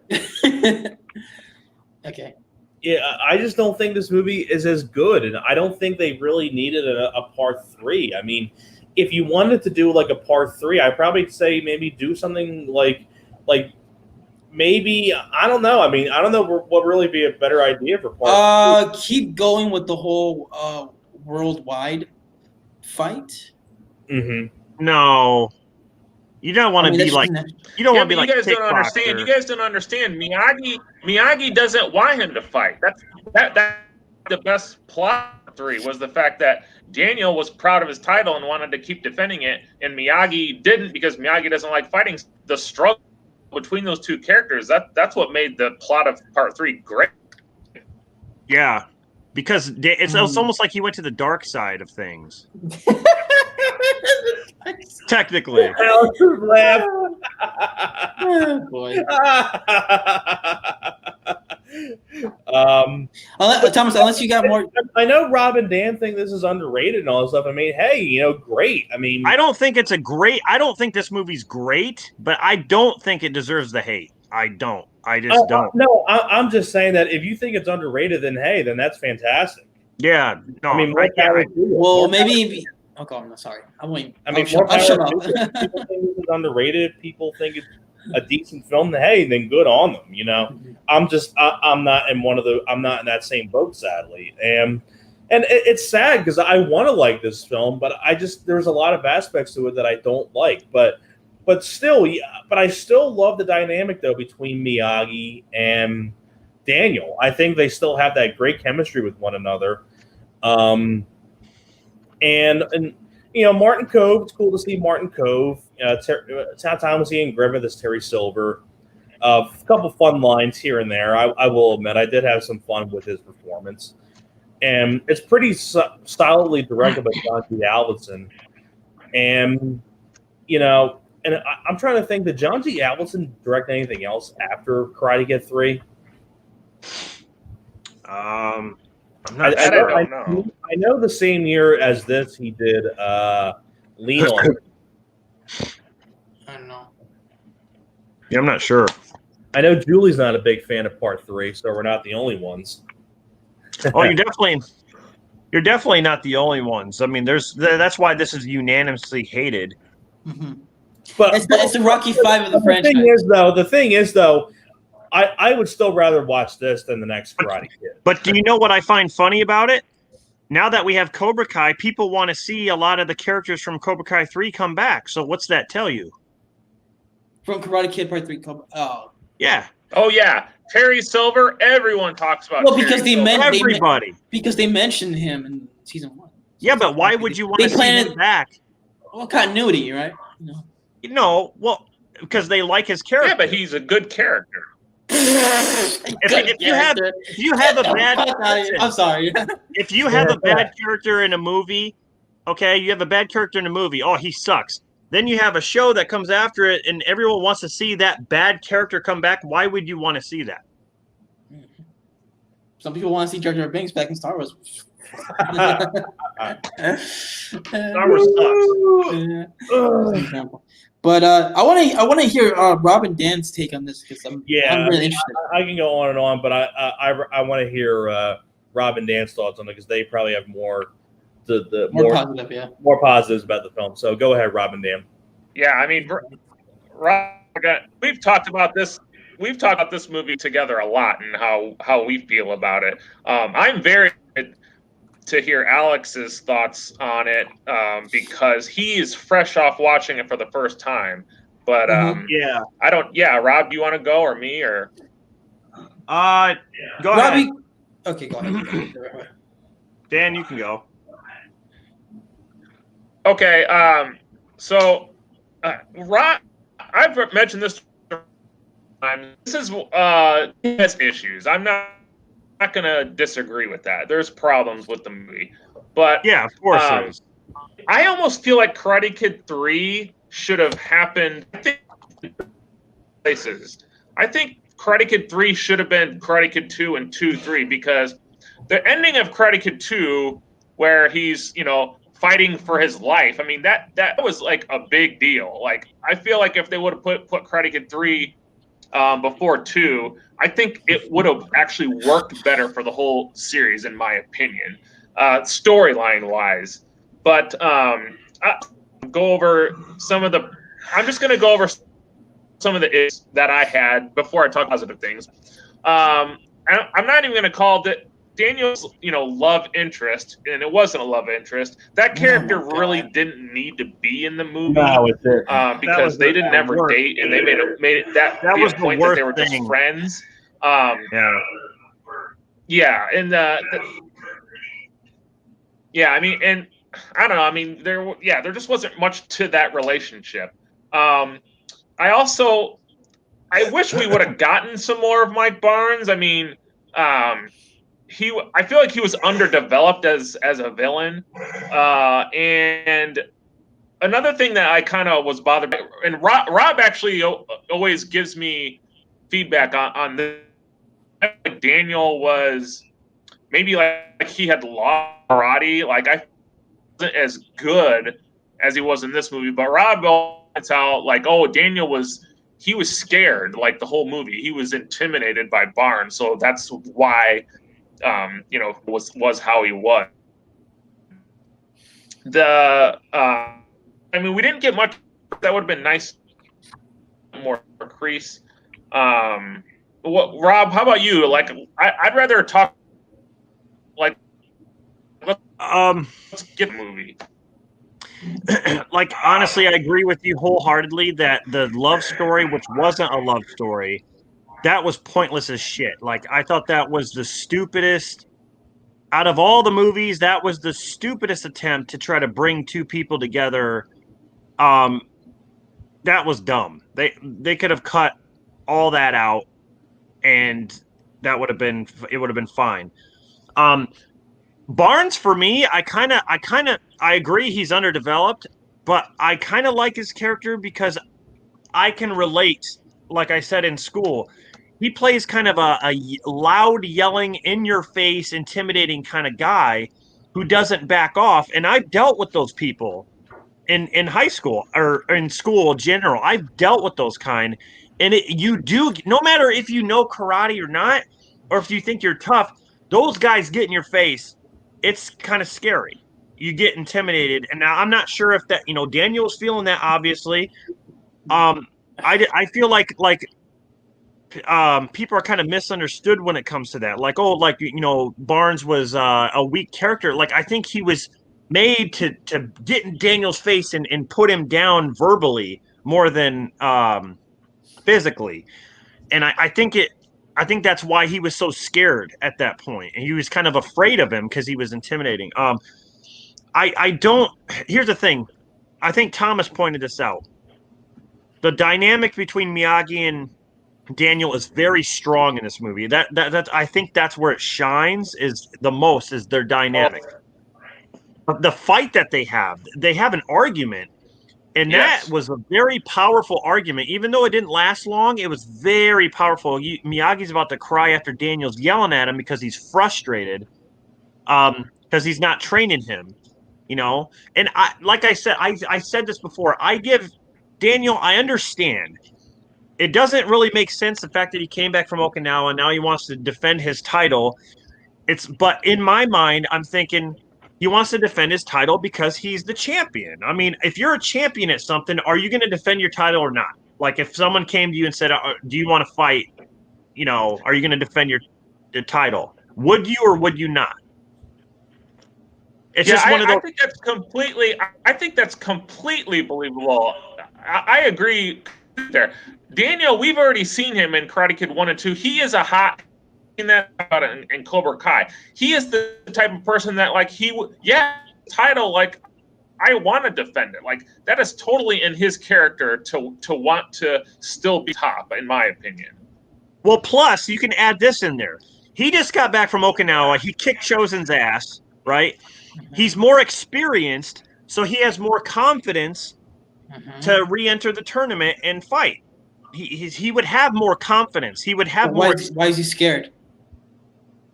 What do you mean? Why is he scared to fight? Why is he scared of Barnes, you mean? He wasn't scared to fight. He's not scared of Barnes. To fight. Because Chosen wasn't the type that was in his face yelling at him, like pushing him down. Just he wasn't really. Chosen to me was not intimidating. He was intimidating. Really? Probably, You wanted to kill him. No, but physically, when you look at the guy, he's not intimidating. He's not in Daniel's face yelling at him, pushing him down, be like, come on. Like Chosen was disciplined in the way he was fighting. Okay, he was a bully, but there's a difference between Chosen and Barnes. There's a difference there. So you just have to take it in that kind of way. I know what they were going for. I understand what they were doing. Now, the whole Terry Silver thing, I think he's a great character. He was a little over the top, but I think that's what made people love him so much is because we got something different. Kreese was kind of quiet. He was, kind of organizing things behind the scenes. Terry, it's cool to see a little bit more of Cobra Kai. Where did it come from? Who was buddies with Kreese? Like, it kind of gives a little backstory to Kreese a little bit. The whole Cobra Kai thing. That was kind of cool to find out. Could it have been done better? Yes, I agree. It could have been done a lot better. The fight scenes were there's one great fight scene in this when Miyagi takes on all three members of Terry, Kreese, and Barnes. He takes on all three of them. That was like one of the best fight scenes in the whole series, like in my opinion. I love that scene when he kicks the ass. That is a good scene, I will admit. Yes. Yeah, is like that was like the best. That's probably the best fight scene in the whole series. For me, it was the best fight scene in the whole series. Ooh, one of the best, not the best. Well, Dan said the best. I like the dynamic. I mean, come on, it's 1-on-3. It's Miyagi. Yeah, and he's fighting senseis, basically, like masters, so to say. So another dynamic I like is seeing Daniel kind of go downhill a little bit. After he has that fight with Miyagi, he feels like he has no one to turn to instead of doing what he practiced. But I like how Terry Silver is inching his way into his life to try to manipulate him and try to say, I'll teach you. And you kind of see Daniel go to Cobra Kai a little bit. But in his head, he knows it's wrong, but he feels like he has to prove something, like Miyagi. He has to prove that he can do it, like on his own, kind of. Because Miyagi's not really he knows Miyagi doesn't want him to teach him. He says he joins them because they think John Kreese is dead, and they think, okay, someone else it's like actually good is running Cobra Kai, so it's different.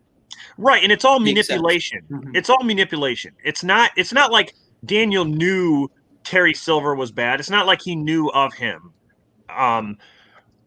Which explains why in Cobra Kai he's so pissed off. But anyway, the whole love story was shit. I hated the whole thing with him and Jessica. Oh, let's just be friends. I have a boyfriend back home. Get the fuck out of here. Like no one. I know, right? I don't care about that. Now the final fight, I will agree. The final fight was weak. The whole tournament, again, Barnes was sitting there yelling at him. He was kind of afraid. I just think, the final move that he does, the kata stuff, I think that was weak. I think it could have been a lot better. It wasn't as memorable. I don't think that's enough to merit that this is a bad movie, though. I still think there are a lot more positives. Bill Conti does the music once again, great music. Yes. I still think there's more positives than negatives. I will say, it's definitely not a perfect movie, and it's definitely a movie that could have been better. But I don't think it deserves the hate. So that's my take. I want to add some stuff. I want to add some stuff to what Rob was saying. Okay. For one, yeah, Bill Conti, his score again is unbelievable in this film, and if you actually listen to the score, it is improved. Like, in my opinion, Part 3, musical score wise, has the best musical score. He took all the great parts of the first and second movie and he put them in this movie, and he improved on them, in my opinion. Definitively what's got going for it. The fight in the theater, by the way. I saw Karate Kid 3 in the theater. We see, wow, he looks older. But it's only supposed to be like a year later.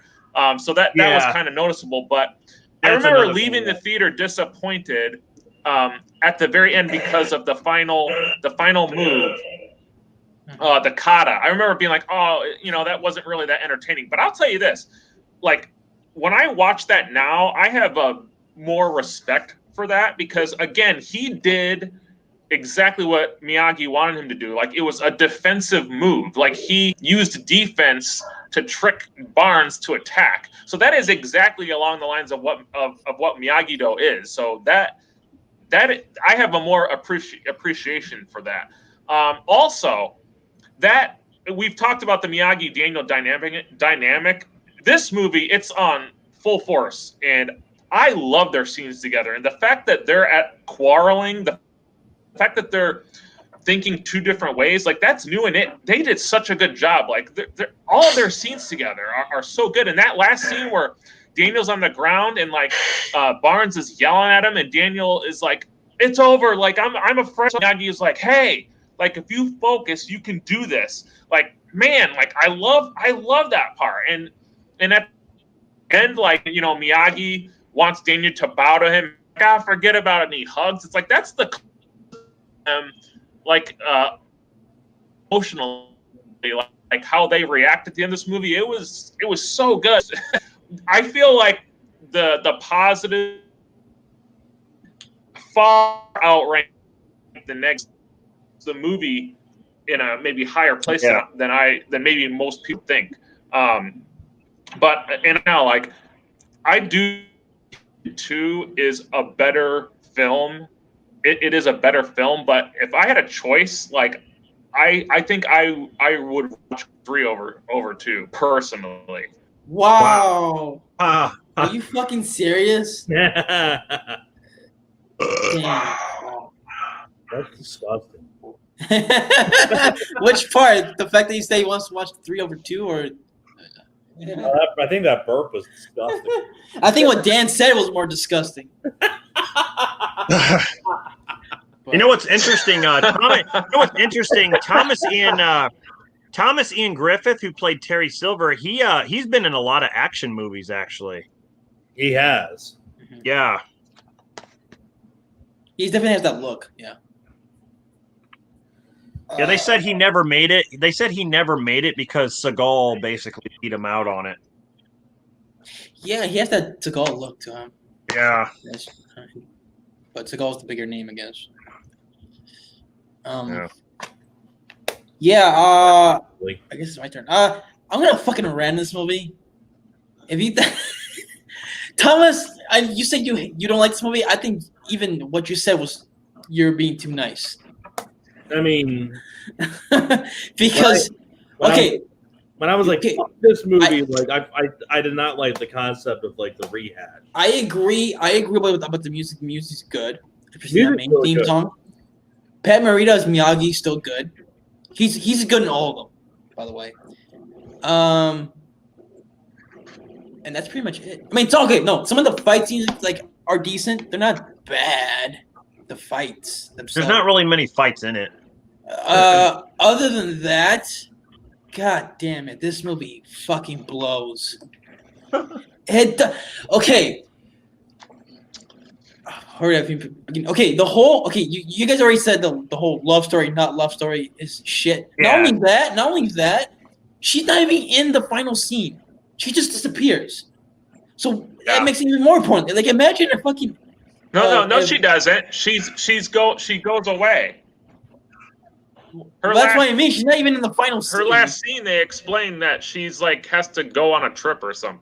But why even have her in the movie? You're gonna fucking do that bullshit. It's so stupid. Well, she's also pissed off too because of what Daniel. Oh, you did. said she didn't explain it. I mean, they do explain, but it's like she's not even in the final scene. It's like, oh, thanks for the support.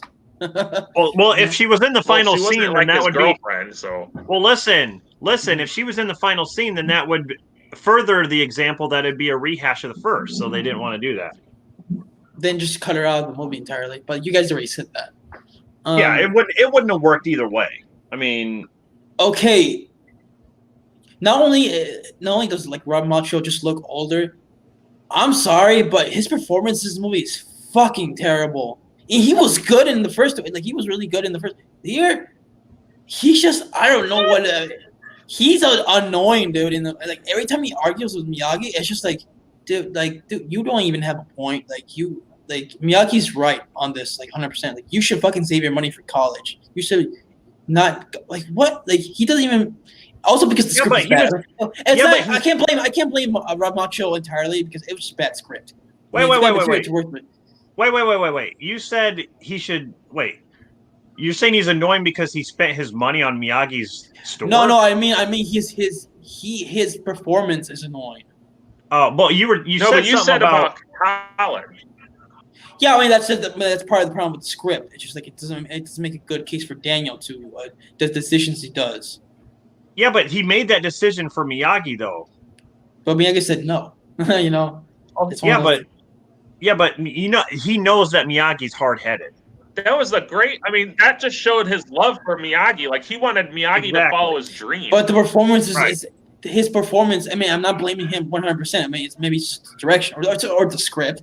But it's like, I guess when it comes to just the acting, you have to blame the director. You know, he's telling you how to act. I have no problem with the acting. He's like, just the way I don't know what it is about his performance, in particular in this film. It's just like he rubs me the wrong way. It's like I felt he was trying too hard. Where it wasn't like that at all in the first two movies. I thought he was naturally good in the first two, and this one, not so much. But okay, the whole Terry Silver thing. You guys say, oh, he's a funny character. Like, that's my problem with this character. He's a cartoon character, and this series is grounded. Whereas like, okay, he's the what's his name in Rocky V? Tommy Duke? Gunn. No, not Tommy Gunn. George Washington Duke. He's the George Washington Duke of this fucking franchise. George He's Washington not as over. He's nothing like George Washington Duke is fucking stupid. Was a cartoon character in a grounded franchise. This is the exact same thing. Yeah, but I don't think Terry's funny. I don't think he's funny in the movie. He's over the top, dude. There's a couple times he laughs, which is funny, but most of the time he's kind of like manipulative. I did not like his character at all. I don't think it was funny. I didn't think it was good or intimidating, really. He has the look of a good villain, but it's just like, the acting's bad. And a lot of people memorable. And what makes it worse, like that whole scene where like Miyagi kicks all their asses, they're still laughing at him like, dude, you guys got your asses kicked by Miyagi easily. And you're still laughing. Like, what? Like, this is so stupid. It's so dumb. Well, I mean, that's a typical villain. I mean, it goes back to days of, even cartoons and stuff where villains would like laugh. See, but it wasn't like this. Run away. But it wasn't like this in this franchise, though. No. Well, I mean, listen. Well, then you can't call it a rehash because if it's different, if it's not like the others, then it's not a rehash. Well, it tries to do the rehash, but it does it in a bad way. I don't agree, but whatever. And I don't get the rehash. to counter you guys' I don't point understand about- that. Like, about Daniel- what is what are they rehashing?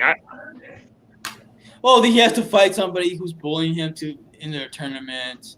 Well, he fought somebody. Yeah, but he fought somebody in part 2 who was bullying him too. Yeah, but it was the complete different context though. Yeah, How that so? was The more, scenario that was completely more different. of like the Okinawa, Japan, like And the whole No, but he didn't listen. Daniel could have left. They could have left the country. They could have left and not even had to.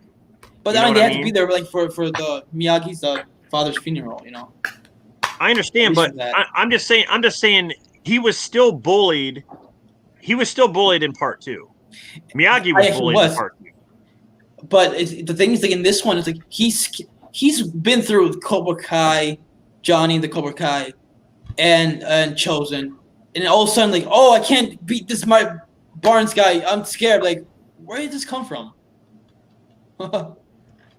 I didn't buy it at all. I mean, I Listen explained. though, if the only thing that you're saying, He went if the through- only thing that you're saying is that if you're saying that the rehash is because he's fighting in a tournament again, if that's the only rehash, then that is not a rehash of the first movie because there was so much more different from the first and third movie than just the tournament in the third act. Yeah, this is nothing like the first movie. Well, not that much different. There wasn't that much different, really. But okay, the whole like him being scared, I don't buy it because it's like he was bullied by Johnny in the Cobra Kai in the first one. He overcame Yeah, but that. there- He yeah, but overcame did- Chosen. So why is he scared of this Mark Bryan's guy? Because I just explained that though. Like I can relate to this when someone who's I can intimidating. too. I can too. You know, but like, But I mean, That's someone's in your face. Someone's in your face yelling and like being aggressive and doesn't care what you throw at them. but Those kind of people are different than the more disciplined who know karate or sitting back and watching your every move. Those people are different yeah, when you're in but a fight. But he went through that in the first one already. He didn't though. Johnny was never like yelling at him. Well, All what like, about that guy? What about the, like in the before the tournament back in the locker room? That was that one Cobra Kai guy who was yelling at him and trying to intimidate him before the fights. he wasn't really yelling. He was basically He making was fun talking of him. trash. He was talking. He was going, hey, though. he was just saying, mommy and daddy is not here to dress you, but he wasn't like, come on, man, come on. Yeah, but that was like that's pretty much the same thing, man. I mean, like, and that's what no, Daniel it's overcame. not. It's Well, that's it's what not Daniel the same thing. overcame. I can relate to this. I know. Listen. I know I've what been you're bullied- saying. I know. I've been bullied Me in too. different ways. I know exactly what he went through, what he's going through, and I've had someone in my face intimidating. Just like, come on, no matter what I do, he was coming at me. He didn't know karate or nothing, but he didn't care. He didn't care what I threw. I know exactly what it is. I can relate to him. So I don't think it matters how much karate you know, because obviously Barnes didn't really show his karate chops. He just kicked and punched, but he was aggressive. That was the difference, I think. That's just my take. I mean, everyone has takes on it, but I just feel like Johnny and as a character, he had some dimension. This guy, he's one dimensional. he is one dimensional. I'll give you that. That's He the is. problem with that character. Like, that's why I don't buy Daniel being scared of this guy. He's overcome bullies. He's overcome. But I mean, Daniel's human, and he's been bullied different ways. I still think this is a different way that he's being bullied. He did not show. He did not. I don't know. He did not show this much fear against Johnny and the company. He was more brave in comparison. I think he was afraid against Chosen because he was. Yeah, and he overcame that. So he overcame it, but he overcame this too. yeah, So- but it was executed badly. Just in my opinion. Wow. that's how I feel. I just did not buy it. Like I said, I mean, they could've- also to point this out, in the tournament at the end, Mike Barnes keeps getting points taken away for doing disqualification hits. So Right. he's like continually injuring Daniel illegally, and that's putting Daniel probably in painful situations, and he's not being able to focus. Which exactly brings me to my point that Barnes doesn't care how much karate Daniel knows. He doesn't care. Whatever he throws at him, he doesn't care. Yeah. He's one of those guys that will take anything you have and not give a shit. He doesn't care. And I mean, this is all for revenge for the first movie, Yeah. which is could be Well, entertaining. I will but- agree. I will agree. Yeah, all this could have been better, and he is one-dimensional in that way. But I don't think. I think they kept it simple. I think that was fine. I think they didn't need to overdo it. They've already overdone a lot of the other things. I'd rather watch Rocky 5, and people say that's bad movie. That's a much I better. don't think Like, it's yeah. that's Rocky a much. 5 is To me, it's a much better hated sequel to a popular franchise. yeah, Um, But oh yeah, this is just a nitpick. Well, I know think, you guys- I think I know the you- best you guys are gonna call argument that you and Thomas have for the whole, for the I what? think the best argument that you and huh? Best argument for the what? Oh, I just was saying, like, you and Thomas, the best argument you have is that there was a lot of things that were not executed well, and I agree. There were things that were not executed well, but if you take a step back and look at the things that we're discussing, I feel like, again, I think you guys are being a little too hard on it. It's your opinion, but I just think some about it are not as I maybe think what you Alex think. was more Maybe. harder on it than I was. Yeah, Yeah, because yeah. I didn't grow up watching this movie, so I don't But have. I appreciate the honesty though. I mean, Mhm. be honest. Don't Yeah. hold back. Yeah, and then I know you guys are gonna say this is nitpick, but like one scene that really just like made me feel like Daniel was a moron was the scene where he loses control and he fights that guy in the club. Which that guy, he fights in the club. Didn't he start the fight anyway? Not Daniel, if I remember correctly. Yeah, he says she's No. with me, man, and he That he kid started did not do anything. Okay, never mind. Forget it. Okay. But that's my issue with that scene. It's like But Terry like, Silver. but Terry that Silver guy- happens. But Terry Silver happens to be there. It's like, oh, I like the way you defend yourself, Daniel. Like, I still want to train. Like, Daniel, can you see? Like, what are the chances this motherfucker is there at the same time as you? he didn't know, but he Wait, what didn't do you know mean? anything. He paid that guy to do that. I know, but I'm saying, how does Daniel not realize? Okay, this guy seems to be around a lot every time I go somewhere. Well, because he's teaching Daniel, so it's like he's hanging with him basically. I mean, I'm just like, not only is Malchio's performance not good, it's like the character Daniel is just a fucking moron in this movie. It's just irritating. we as an audience is going to see that. We're going to say, Daniel, stop acting stupid, but through his eyes, he's not seeing Terry Silver as someone malicious. Mm-hmm. I just didn't buy it. I mean, Daniel should be a little bit more smart than that. Well, that's why he learned after going through that experience. That's why he's so pissed off in Cobra Kai. Again, I'll mention that. Miyagi should have said, I told you, you little punk. Listen to Miyagi. I mean, other than the score, I mean, I think Pat Morita is the saving. At least what makes this film a little bit watchable. But dude, this is a bad movie to me. And I know you guys are gonna fucking hate what I'm about to say right now, but I know you guys are gonna hate. Fair enough.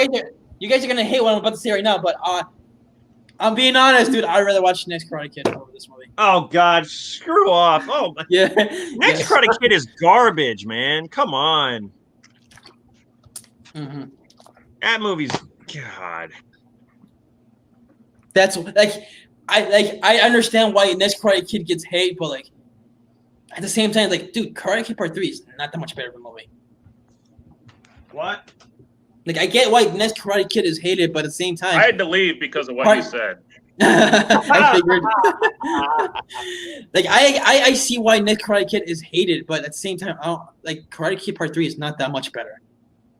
In fact, I think it's worse. But whatever, that's my opinion. No, I don't like Karate. Like my main point about Karate Kid 3 for me is I don't think it's as interesting to me as the first two films. It's not. I cannot believe you'd rather watch Karate Kid, the next Karate Kid. That I've never heard that. But hold on, Alex. Yeah. There's no fucking way the next Karate Kid is better than this. I cannot believe it's- you'd rather watch it. It's Oh a my- little bit more watchable. But I'm not saying it's good. It's bad too, but we'll get into that. At least Karate Kid 3 has some good merits to it. This movie has fucking nothing. Well, wait till you hear what I gotta say. I'm just saying. So wait, hold on. Let me add this. You guys want to wrap up? Let's wrap up on Karate Kid 3. Thomas and Alex. Mhm. Thomas and Alex, it is getting a 5.2 out of 10 on IMDb. Do you agree with that score? It's about. I probably give it maybe like a. I say that's about. I say that's about right. It's like, I think it's probably average. What? it's too high.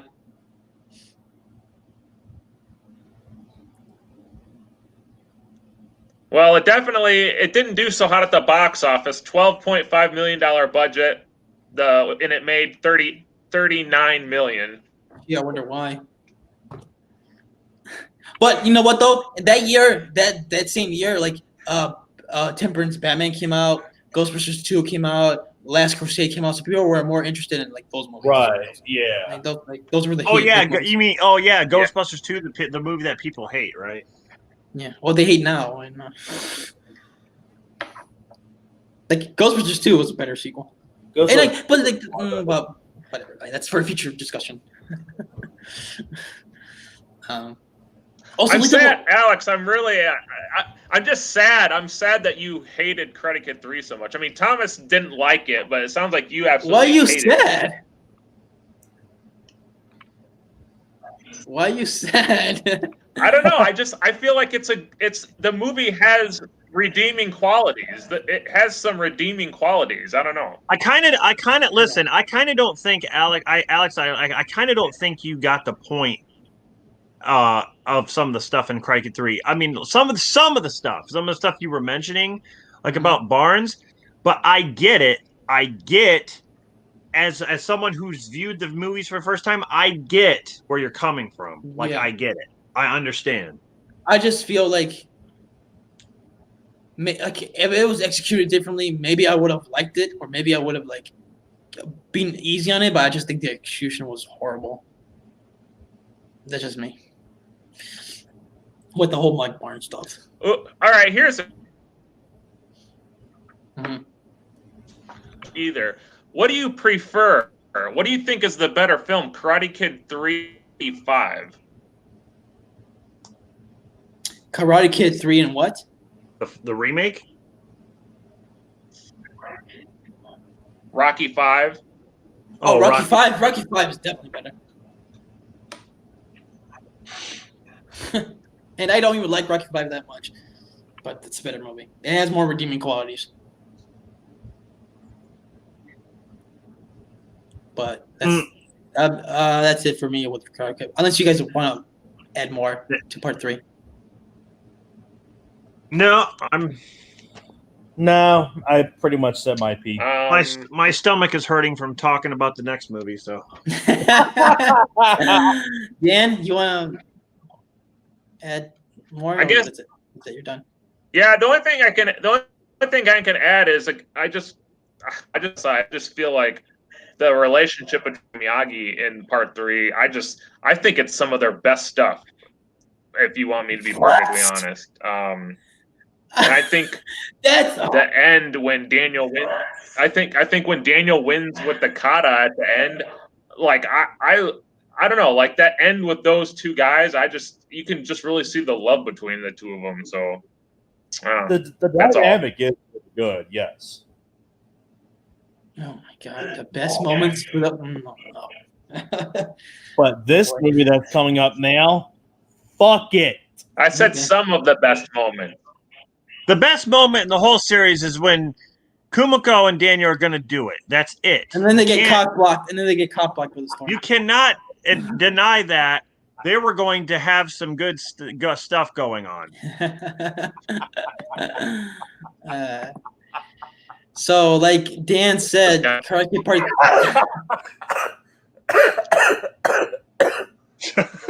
Thomas dying. Thomas, you He's can't. dying again. He's dying again. Yeah. It's that cock block talk. It's like, okay, so Dan mentioned. Wait. He got cock blocked again. If you think about it, in Karate Kid 3, when he was trying to get Jessica, she's like, "Well, I have a boyfriend back home." Again, oh, boom, cock block. Right. There you go.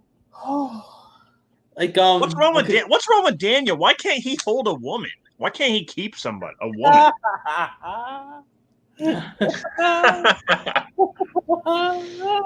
Oh, boy.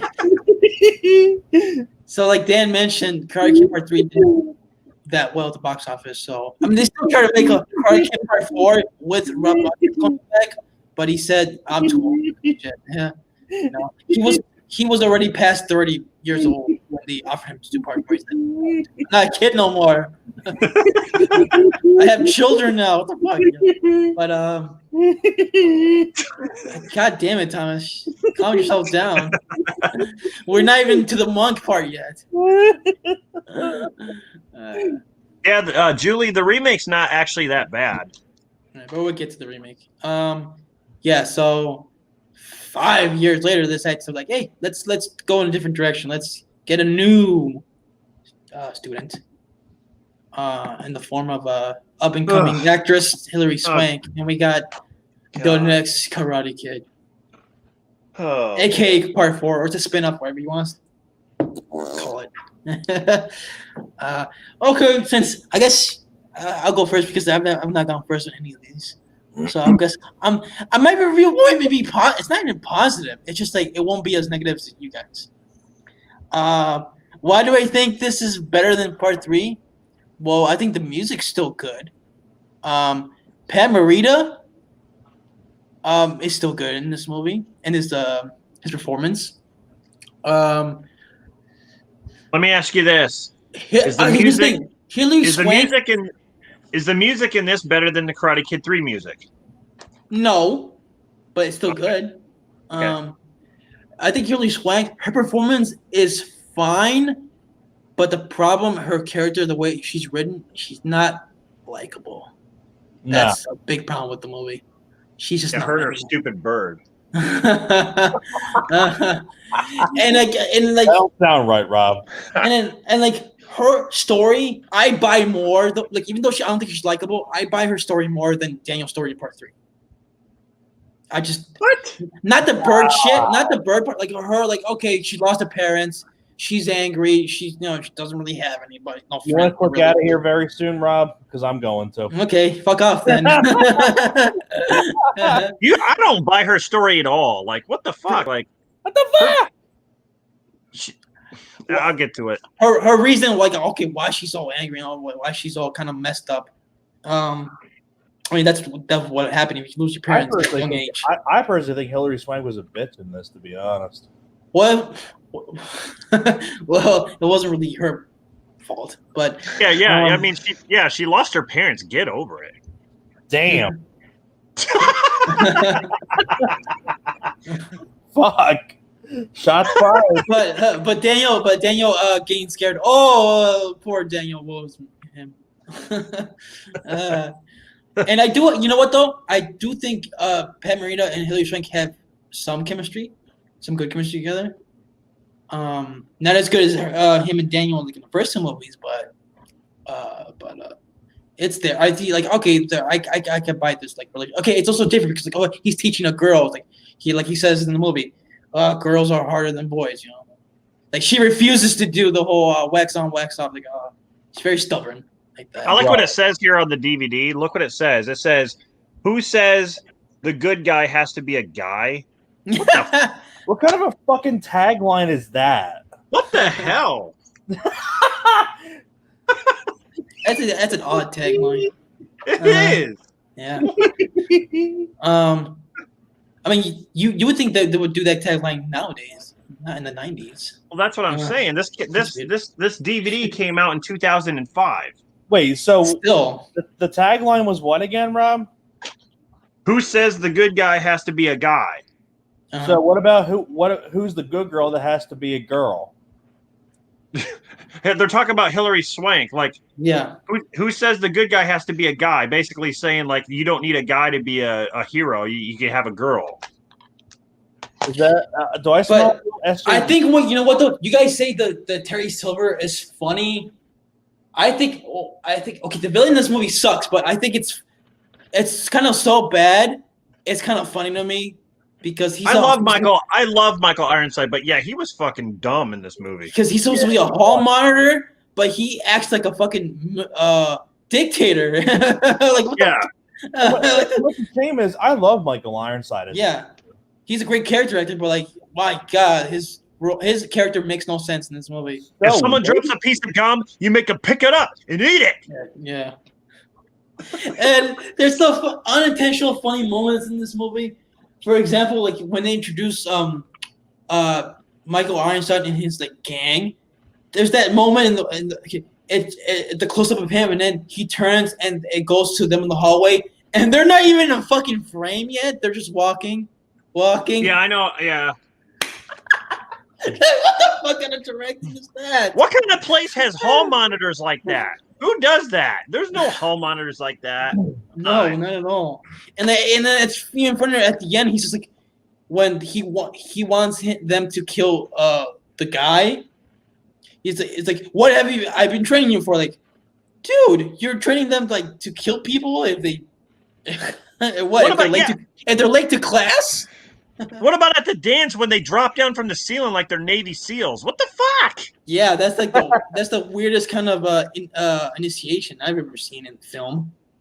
In the middle, like, and I know Rob can't stand the monks, but I think I find them kind of funny, man. Come on. I think that look, wait, like you hate the bowling, like you hate the bowling scene, when they're like bowling and like they're doing the prayer and they get the strike. Like, dude, I find that kind of just me. I thought that scene was kind of fun.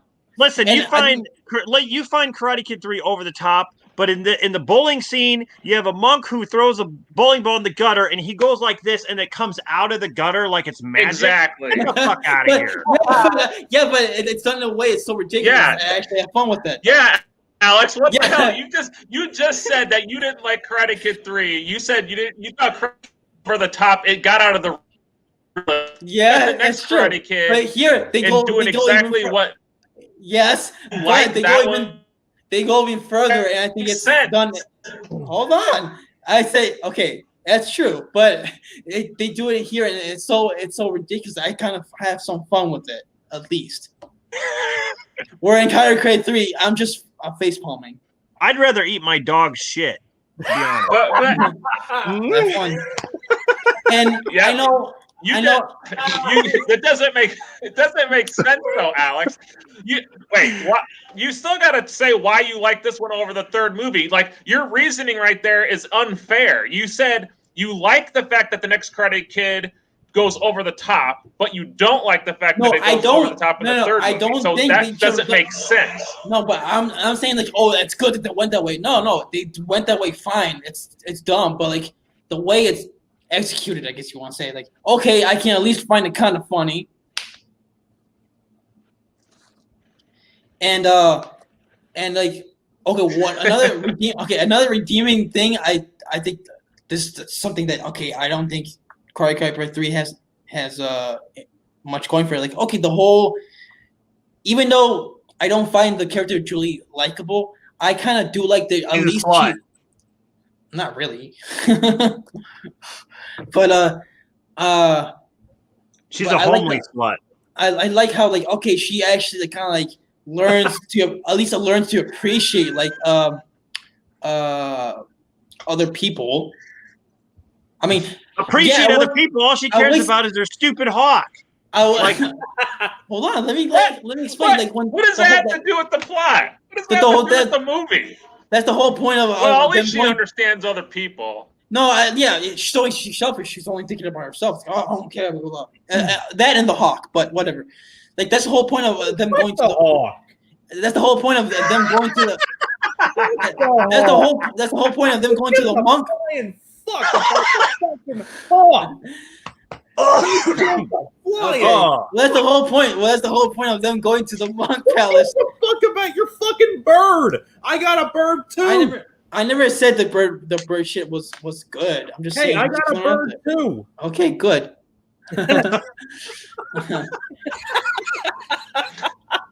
Who gives a flying? And Now, why did they go to the monk's palace? Just so Miyagi can show that he can catch an arrow? Teach her a lesson, teach her a lesson different. Okay, she doesn't want to do the whole. She's very unappreciative of the whole wax on, wax off lessons. The hog not be able to fly. Okay, fucking get over it. Okay, this doesn't make sense because Miyagi learned karate from his father. He did not learn karate from a bunch of fucking monks. Get the hell out of here. Okay. So if she would take it, yeah, okay. I feel like this movie like retconned his backstory. This movie like made up this whole other backstory for him. How's it retcon his backstory though? Talking about the bird. How does the retcon his backstory? It's just that like okay, he knows these monks. Okay, he's a different kind of training. Like his father taught him to catch an arrow. That's what he did. I forgot. Sure. Yeah, and you're telling me in the first 3 movies, like he never mentioned to Daniel about these monks? Like, why didn't he go visit them? Yeah, that's because Daniel actually. Here's a real question for you. How come? Well, maybe okay. I have a question. Well, how come Mr. Miyagi never mentioned to Daniel about his bird or her bird? What? Doesn't that bird belong? That bird doesn't belong to anybody. What? Your question makes no sense. No, it's like it's supposed to be like an innuendo. Okay, I guess that flew over my head. The Miyagi would tell about the. I'm saying like, okay, yeah, he trained Daniel the way he trained him because Daniel was actually at least somewhat. Okay, well, if you let me explain instead of interrupting me, I'll be fine. But I'm saying like at least Daniel was at least somewhat obedient. Okay, I'll do the whole wax on thing. I'll paint the fence. All that. Julie didn't want to even try. Right. So I was like, okay. So that's why he takes her to the mine place. Okay, I'm going to train her this way, and then see she actually learns a lesson. Sure, it wasn't executed well. I'm not saying it's all this stuff is executed well. I'm just saying the idea, like how you guys say, okay, the ideas in part 3 are good. I think the ideas in this one could be good, but they weren't executed well. They were a little ridiculous and corny. At least they made it at least kind of watchable for me, even though this movie's not good. I'm not saying the movie's good. I'm just saying the movie is not as bad as its reputation. The whole idea doesn't even make sense because Miyagi learned a simple set of karate moves from his father, a simple way of fighting. So it makes no sense to go to these monks and learn something. Like, where did he learn this? He didn't like when Julie comes out and she does that. He's like, how did you know how to jump into tiger position and jump and dodge that car? Mm-hmm. Like, what the fuck, Miyagi? Like, what are you even talking about? Like tiger position? Have you been learning new stuff? Like, yeah, but who says he never knew about that? Yeah, but who says he never knew about that? No one's saying no one's saying he never knew about it, but it's a different culture. He's going to these monks to learn to train her. Rob's making a great point. His dad would have been like, "Hey, let's go to these monks." Yeah, sure, yeah. The only thing that Miyagi did that was consistent with the others is that he taught Julie how to do the moves differently, like doing dances, like a girl would want to do. Yeah. That was fine. That was Miyagi to me, but taking her to the stupid monks, that made no sense at all. Yeah, but then you have the scene where the monks dance, and doesn't that connect the whole dancing? Julie want to dance and shit.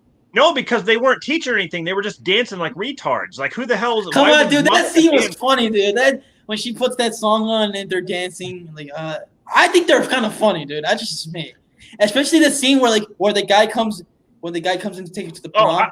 I didn't know this was supposed to be a comedy. I didn't know this was supposed to be a comedy. Exactly. When you say Karate 3 is over the top, I didn't realize. I thought it was supposed to be a dramatic movie.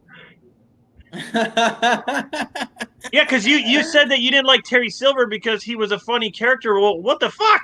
The monks are funny, I guess, to you, but you like them. I think the monks are much funnier than Terry Silver. No, they're not. Yeah, they are. Come on, dude. The part where the guy comes to pick up Julie to the prom, to the dance, and then that one monk is like, "Oh, Julie's-san, ha, Miyagi, he come for Julie's-san." And then I like that part. I do like that part where Miyagi's being like a protective father. Like, what time you're bringing What? Julie back? What? And Come then- on. That's way like a he- bad what? Farrelly Brothers movie. Come on. And the way he intimidates, like, okay, I like he's being the kind of like the protective father. Like, oh, that's kind of a nice little moment. You know what? Here's the thing. If I want to watch somebody bowl, I watch fucking Kingpin. Okay. Yeah, there you go. No, dude, come on. I know you guys are trying to give me shit like, oh, you don't like Terry Silver, but you like the fucking comedic Yeah, it character. don't make sense. It don't make sense.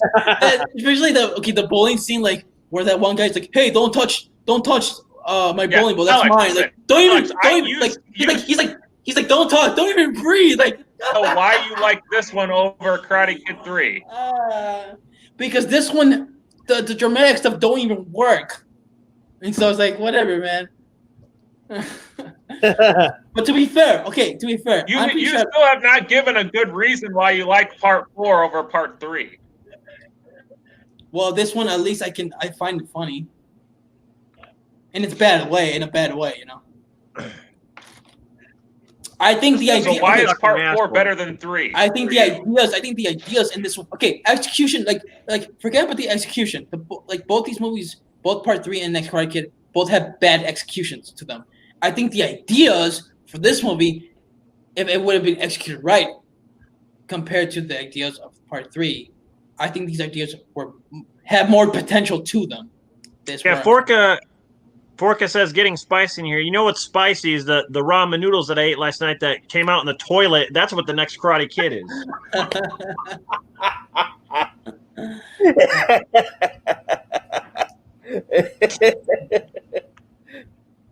But we'll see. Like the final fight at the docks was lame. I was like, okay. I can't say they had good fights. Here's the thing, too. You know what the fucking movie ends on? The bird! The bird, yeah. Who gives Yeah. a fuck? That stupid bird. Tired of it. Who gives a fuck? I'm pretty sure I mentioned this before. Like this, like I told you guys, like I never grew up with Karate Kid. This was the only one I saw as a kid, and maybe that's the reason why I don't hate it. But at the same time, yeah, it's bad. I can see why you guys don't like it, but I do not think it's as horrible as. Well, the end fight scene is like they're fighting to the death again. It's like Michael Ensley wants everyone dead. Yeah, that's why I said it was lame.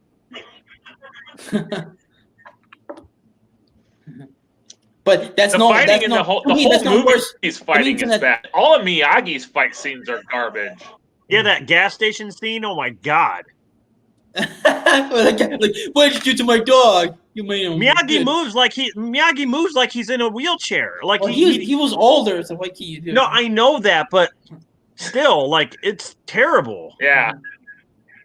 But my point is, like, this is all the bad stuff you guys have mentioned. Like, how is Part 3 any better than that? I don't see. I don't know. Because what we just mentioned is because of the character. Daniel isn't even in the next Karate Kid. He's like the main star of the series. It'd be just like Lau Thomas said, Speed 2, because Keanu Reeves isn't in it. Like it automatically gets. Yeah, but the thing we had 3 movies today. About it. I don't see how having laughing monks going to having a side plot of going to a monk's place, having them come back dancing, laughing, being stupid, and then a bird, and then again a boyfriend McGowan that doesn't do anything. I don't see how any of that is better than the plot of Karate Kid 3. Like I just don't understand. I don't get it. I really don't. I don't understand either. This movie's a fucking piece of shit. I haven't heard any good solid reasons. Like that's the thing, Alex. I'm trying to understand your opinion, and I can't make heads or tails of it.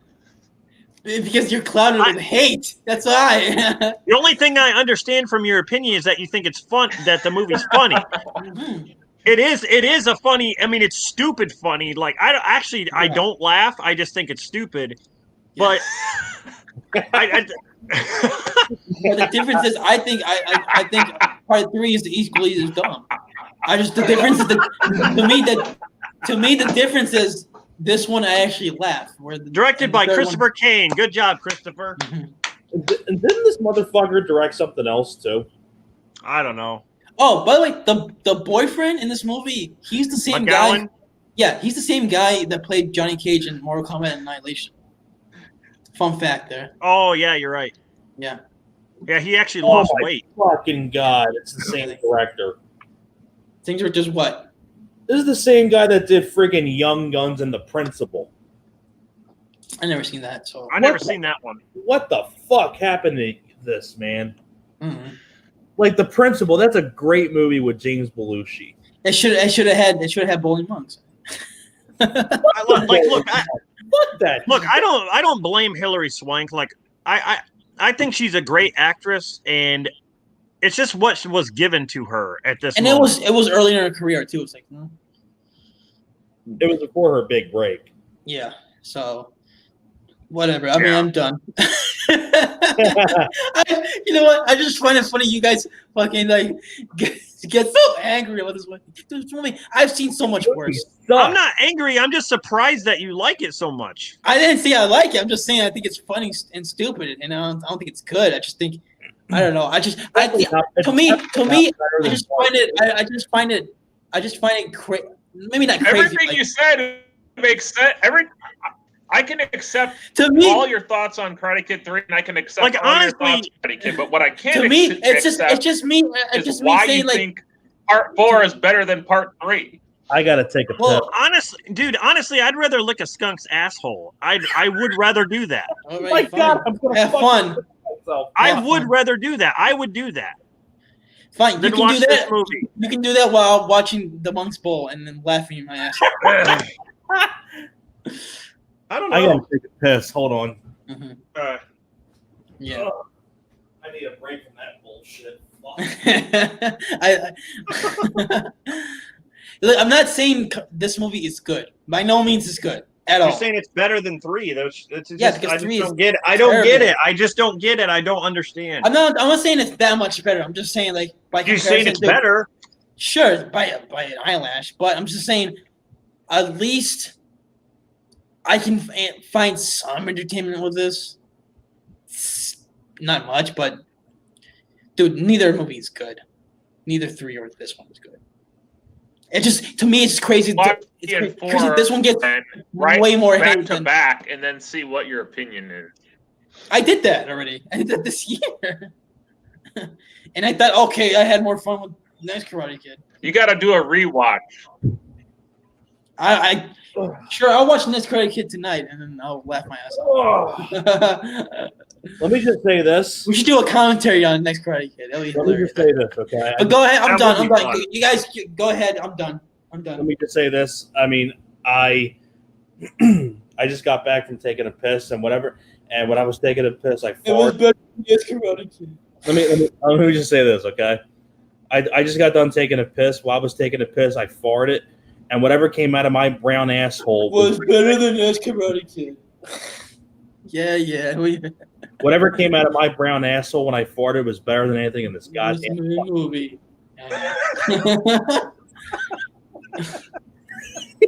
Why is your asshole brown?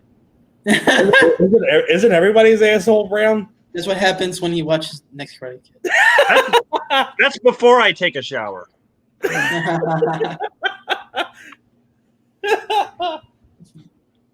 But I don't know.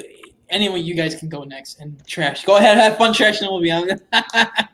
Well, you know what? Since all three of us hate this movie so much, I figured we just go all three at the same Why time. do you hate this movie so much? What does this movie ever do to you? Let's unload, guys. Here, Let's I've unload. I've already said why I Wait, hate it. let me listen. I'm just gonna. Yeah, this is all I have to add. The next Karate Kid. The only thing good in that movie is Pat Morita as Mr. Miyagi. Yeah. And The only good thing. and what I mean is his performance of Mr. Miyagi. That's the only thing I can say. But I mean, all his fight scenes he's slow and he's older. Like the plot's stupid. None of the other characters, even though there's good actors in it's just a bad movie. The music is a step back in my opinion, and the whole idea of like fighting in like a car set on fire, like they're gonna kill the guy. I'm just like, this is just I have nothing else to add. They tried to if anything, they're trying to rehash the first movie. Talk about rehashing. Michael Ironside is trying to be Kreese. And I mean, and granted, I love Michael Ironside. I love Michael Ironside as an actor, but he's so wasted. And this is a guy that's done Scanners, Starship Troopers, Total Recall. I mean, Top Gun. Yeah, I mean, this is a great character actor, and he's so fucking wasted in this. They wrote him so poorly. They made him a dollar store version of of Kreese. If anything is a rehash of the first, it's this. Because if you think it's a girl getting bullied instead of a guy and at the school, and then you have Michael Ironside, like I said, trying to portray Kreese, it's the same thing. So if anything's a rehash, it'd be this movie. I mean, I do think Karate Kid 3 does have a bit of rehash of the first movie, but this is even more of a remake of the first movie. Mm-hmm. It's the same idea. Instead of a boy, it's a girl. And you figure like a group of bullies going after a girl, and do you feel Miyagi takes her in and teaches her how to fight, but instead of like the whole wax on, wax off like thing, it's through dance moves, and it's the same shit. Do you feel like the bully should have been a girl as well? No. No? Okay. I mean, I don't think it would have mattered who the bully. That'll bother me. It don't matter really. It doesn't even matter because they try to do like those. They try to do the whole like, oh, the guy who's bullying her is attracted to her, and that's why he's bullying her. Like, but it didn't make sense. In a way. That does make it made no sense that the guy was being that mean to her, like pushing her around and stuff. That was stupid. And then blaming her that she was smoking. Like these guys are killers. Like they want to be killers. Mm-hmm. But yeah. Like when he's like, finish it. It's like, what do you mean finish it? She's down. Or like, she's down. But then again, Mike Barnes. But then again, Mike Barnes wanted to kill Daniel and fucking what's her face and at the cliff in part 3. So I was like, no. He wasn't. No, that was just he wanted him to sign the thing. He wasn't going to kill him. But he literally threatened him like to whatever. Well, that's again. I'm done with part 3. Again, he threatened him. That's why I think he was intimidated. It's no better. Okay. Oh God. So, to answer your question, getting spicy in here, yeah, whatever came out of my asshole in the bathroom not that long ago was spicier than this fucking movie. Mm-hmm. He's talking about our arguments. Yeah,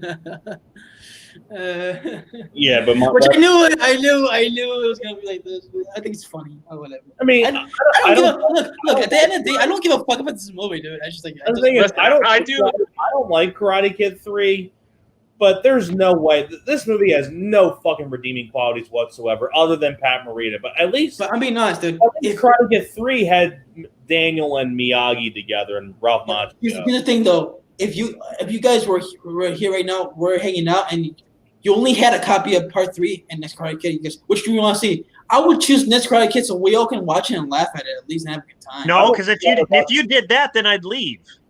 Okay, cool. Part 3. At least Karate Kid 3 does. Oh wait, let me guess. All you guys will pick Karate Kid 3, like a majority of rules, right? At least and I have to suffer. At least Karate Kid 3 has more than just one redeeming quality. This has nothing. What? The music and Miyagi, that's it for Part 3. Yeah, Karate Kid 3, at least you have Miyagi and Daniel. You have a good musical score. I said Daniel was an idiot in 3, but at least you still had Daniel. I don't give a fuck about Julie. Oh, well. I don't give a fuck. I don't give a fuck. I hope that listen to me. Bird. I hope that bird didn't survive. I hope that bird fell in the water and. Well, I heard a rumor that bird's coming. I heard a rumor that bird's coming back from Cobra Kai. I like how Miyagi's talking about the bird at the end. Oh, it's strong, so it finds its way. It's like, shut up. Just shut up with your stupid lecture. It's called symbolism. Symbolism. Yeah, symbolism. Like her, that's what I think that was what they were going for. I guess. Oh yeah, she's broken down. So She's broken now. She's strong. She just got to heal, right? Like the hawk. Yeah. I think that's what they were going for. She's got to heal. That's the point. Yeah, they were going for, I guess. Fuck that. I think here's what I think, Alex. I think because you saw this movie first out of all these other movies, you saw this one as a kid. It holds a special place for you. And either that, not really, but I didn't see it. It was good. I'm not saying it's a good movie. Either that, or you have like a deep, dark obsession with monks. yeah. Watch, I'm gonna end up being a monk, guys. That's problem. I'm gonna quit YouTube and then I'm gonna become a monk. You guys will never see me again. This just proves that Miyagi's a superhero. I mean, he catches an arrow. Come on. Well, he beat up 3 guys in the same time in fucking yeah, right. part 3, so whatever. Yeah, but that's not the same as he could have fight him died at the same time. Came one at a time at him. You know, no one's gonna. Wait a minute. You can't compare that. Miyagi would have died if that arrow would have gotten. You know, he would have died. No, he's Miyagi. He can do what he wants, right? Whatever. Boy's easier. Yeah.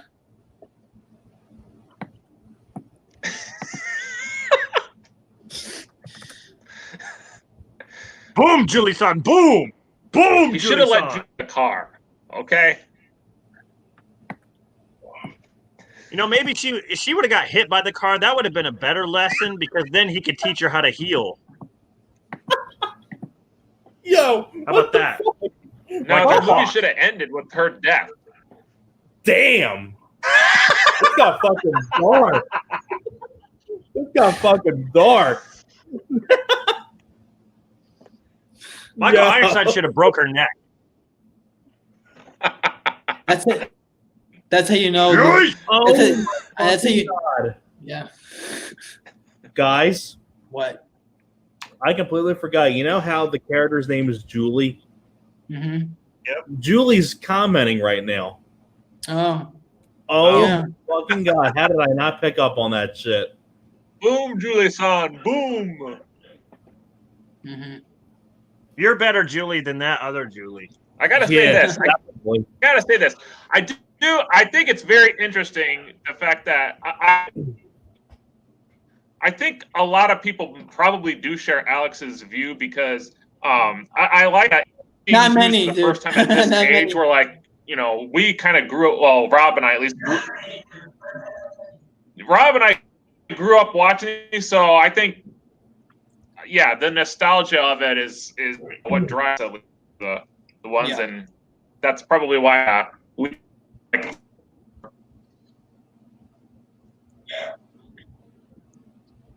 Well, I mean, like, I didn't have nostalgia with the first 2, but I still think they're well made. Part 3 is not good. I'm done with part 3. Fuck that movie. Fuck this movie. Fuck you. Fuck this movie. Fuck Next Karate Kid. Fuck you. All right. Looks like we're done with Next Karate Kid. Next Karate Kid blows. Okay. Yep, it does. I don't give a fuck about the bird either. Wait a minute. Wait. We didn't go budget. The next Karate. Wait, we gotta rank. Yeah, we gotta rank it, Alex. We're not done. Well, we're not done. We still gotta talk about the remake. Yeah, no. We gotta rank it. We still gotta rank it. We still gotta talk about the remake. Go real quick. Oh, it gets a 4. No, hold on. We still gotta talk about the remake. We ain't ranking shit yet. No, I'm saying like it gets a 4.4 on IMDb. No, I said we want for you, right? What? 4.4. Yeah. Is what IMDb gives it. I'm not shocked. That's too high. That's how much Part 3 deserves. But And then the next, Oh, bullshit. and the next Karate Kid had the same budget as Karate Kid 3, but it only made $15.8 million. yeah, bombed. And that was the end of the storyline. Till Cobra Kai. But That's that's the next the end of the Miyagi universe. era, yeah. So The end of everything. I know they had an animated series like I think before Next Karate Kid, but I never saw it, so I have no opinion on it. I think Yeah, it only lasted. They only lasted like What about the? Wait, less than 1 wait. year, right? It lasted We 1 gotta year. talk right? about the NES Karate Kid game. No, I never played it. Whatever. I have no opinion. So it wasn't until Fine. it wasn't until like 2010 we got a remake, which should be called Kung Fu Kid instead, Yep. Yeah. because they don't teach karate in this movie; they teach kung fu, which Yep. is weird.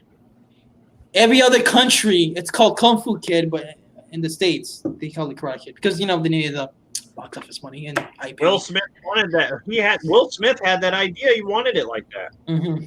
And this one, I remember before it came out, of course, like a lot of remakes, and it had everything going against it. You can't remake Karate Kid, it's classic and all that. So Rob, you go first in this one. What did you think of this one? Garbage. Oh, so worse than Next Karate Kid? Shit. No. No, honestly, I think this movie's fine. Mm-hmm. I don't like the word for word bullshit. Like they completely copied scenes from the first movie. That's a remake. It is a remake, but that doesn't mean you have to completely copy. And I'm Yeah. talking about Right. dialogue, like exact dialogue. Yeah, they do that. Yeah, a lot of remakes do that, so yeah. Like when he's like, I want to go home. I hate it here. I want to go home. Same thing he says in the first movie. Why do you have to do that? I don't understand that. Why? I will admit the mother character was pretty stupid in this movie. I mean, she was annoying as hell in this movie. Therapy Henson. Taraji Henson, Taraji, yeah. whatever. Jaden Smith, I thought he was fine. I couldn't really stand him in other movies, but I didn't mind him in The Pursuit of Happiness. Oh, that's probably my favorite with him. Yeah. I think that Jackie Chan, for me, he was the light of the movie. Yeah, he was. He was like Pat Morita. He was the light of this, and this takes place in China this time. At this time around, which was interesting. That was an interesting take. Yes. He goes to China. He gets bullied by these kids in China who know kung fu. The fight scenes were really cool. I thought. I thought the fight scenes were very well done. I agree. The techniques that Jackie Chan used to teach him, what I liked about that, it was different. They didn't completely copy off of the original. Mm-hmm. Again, I wish they would have done more of that. I like that. But then we get back to the kids who were bullying, and their teacher, who is a bad teacher, starts saying all the lines that Kreese said. Mm-hmm. And I'm just like, okay, here we go again. You look like a drunken, fat-ass bitch. I don't know. Anyway, he had this look the whole time. He was like this, like. Mm-hmm. I'm just like, what's wrong with him? Like, why is he like that? Anyway, the music in the movie was pretty good, I thought. But here, get this. Producers. Here's all the producers on the movie. Okay. Jerry Weintraub, who did the other ones. Will Smith, his wife, Jada. I'm like, why is his wife with him? Like, why is his wife producing this? Because they want their son to be a star. I know that. Yeah. But do you really need mom and dad to do that? I don't know. Yeah, you need mommy and daddy. Honestly, like, from what I take away from this movie, it's like they tried something different, but they kept some things the same. And it's like That was fine. I still think it has nothing. They should not have called it the Karate Kid. Call it the Kung Fu Kid. Yeah, Yeah, it makes no sense in that aspect. and it could be like an unofficial remake of the Karate Kid, but it said it's Kung Fu. Right. All in all, like I thought it was enjoyable. Mostly, I thought it was enjoyable, and I think it's a decent flick. Yeah, that's pretty much it. I don't really have much to say on it. Okay. Some of the acting was not.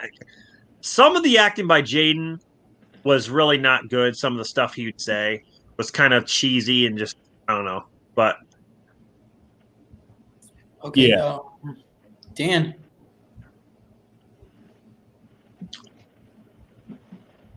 Dan,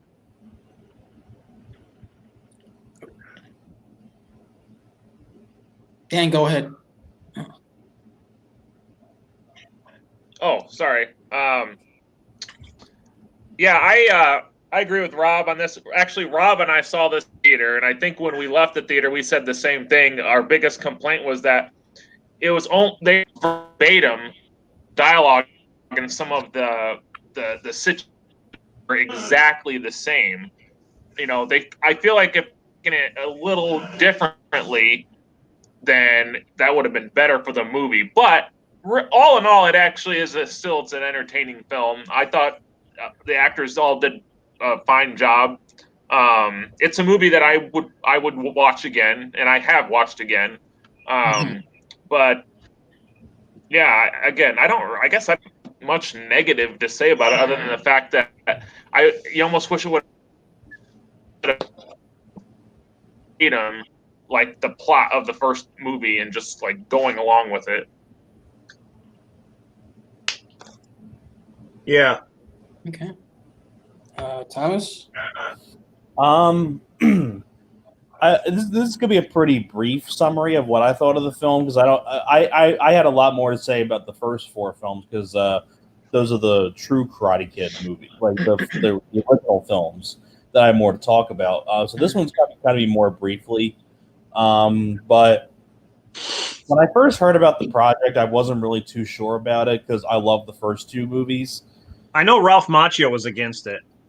Right. Yeah, at first. I heard that too. And I wasn't really too excited about this, but you know, other than maybe Jackie Chan, like Jackie Chan was really one of the only few key pieces like that really piqued my interest a little bit. But Jaden Smith, I mean, I liked him in Pursuit of Happiness. I'm like, like Jaden Smith. And I don't remember who directed the movie. I don't remember who was the director Of the Karate Kid remake? Yeah, who was it? Harold Zwart. I don't know. That's how you say it. I want to see, before I get on to my brief thoughts, I want to see what else he directed. Let me see. I can look that up for you, dude. You can keep going. What's interesting is James Horner did the music, and James Horner does some good stuff. Oh, yeah, same guy that did Agent Cody Banks and things like that. Pink Panther 2 with Steve Martin. Robert Kamen did the story, and Robert Kamen did the, based on the characters by him were from the originals. Right. But, yeah, I saw this movie. I didn't see it in theaters because I wasn't too sure about seeing it in theaters. I waited for it to come on cable, and I figured, I've been holding off on this film for a while. Let me see what it's about. I've actually heard pretty decent things about the film, and I was pleasantly surprised. I wouldn't say it's amazing or anything like that, but it's an enjoyable, decent movie. I will give credit. I think Jaden Smith was all right. I mean, I do agree with Rob. Like, there were some lines that he said were not the greatest acting. I did not like Taraji P. Henson as the mom. I thought she was very annoying. Things like that, especially like the one line where she said, when he says to her, like, I want to go home, and she's like, this is home. Like, it's not your home. Like, well, she got a job there, so it's like, kind of is, even though I don't know. It's like, Well, what about when she was on the plane? I think and I she's see what like, you guys. What about when she's on the plane and she's like speak to him in Chinese, like speak to him in Chinese, do it. And like she was like forcing him to like talk to this guy in Chinese. It's like back off, dude. Like why you? I see what you guys Chill. saying. She comes off as very unsympathetic towards him. right, exactly. Yeah. But I agree with Rob. Jackie Chan is the highlight of the movie. He really is. And like I said, I don't like the fact that they do take elements from the original film where they do repeat a lot of stuff, like with the Cobra Kai version Kung Fu Master, Kreese looking character Yeah. of the boys like saying the lines that Kreese said in the original film, things No like mercy, that. no mercy. Right? Yeah. I think Kreese did a far better job at doing that. But I also like the fact that they didn't copy and paste like the techniques of the original film, like the whole wax on, wax off. Like Jackie Chan came up with different techniques for Jaden Smith, and I say the best scene in the best scene in the movie, other than probably like the end fight in the tournament, is probably when the bullies are all ganging up on Jaden Smith, and that's when Jackie Chan steps in and beats them all up. Really good choreography. I will say that Jackie Chan does a great job in that scene. Helps out Jaden Smith. I love that part of the movie. Like that's where you really get introduced to the Jackie Chan character, Mr. Han. I really like him. And I mean, it's really unfair to compare Jackie Chan to Pat Morita because they're two different guys. I mean, Pat Morita is far better as a It's Miyagi. two different characters, Right? But that's why you say you can't really compare Mr. Han to Mr. Miyagi because they're two different guys. One guy is a karate guy, one's a kung fu guy, so you can't really compare the two. But Jackie Chan does do good. I like both characters for different reasons. That's the best way I can describe it. I can't really say who's better because they're two different characters. But Jackie Chan does do a really good job. And he is the best part of the movie. He is the highlight of the film for me. And whenever he's on screen, my eyes are glued to the screen, and I'm really interested in seeing what Jackie Chan does next. And it's pretty decently directed too. I like some of the fight scenes. I think the fight scenes are really well done as well. I love the whole tournament. I thought the tournament was really, really exciting at the very end. I will admit it's a pretty good tournament. And overall, it's a decent flick. I'd probably say if I had to give it a rating, maybe like a 7.5, maybe a 7. It's pretty decent. It's a pretty decent flick. But we'll get into the rankings when we get to the end. When Alex gives his thoughts on it and things like that after he does that. So overall, a pretty decent flick, and I was pleasantly surprised. I will say that I was pleasantly surprised by this film. Yeah. Everything you guys have said, I pretty much agree with what you guys said, except the whole repeating the same lines didn't bother me as much as you guys did. I mean, it's expected for like remakes to do that. Well, maybe especially if they have pretty much the same story. Well, maybe it's because, like you say, you didn't really grow up with the Karate Kid. Right.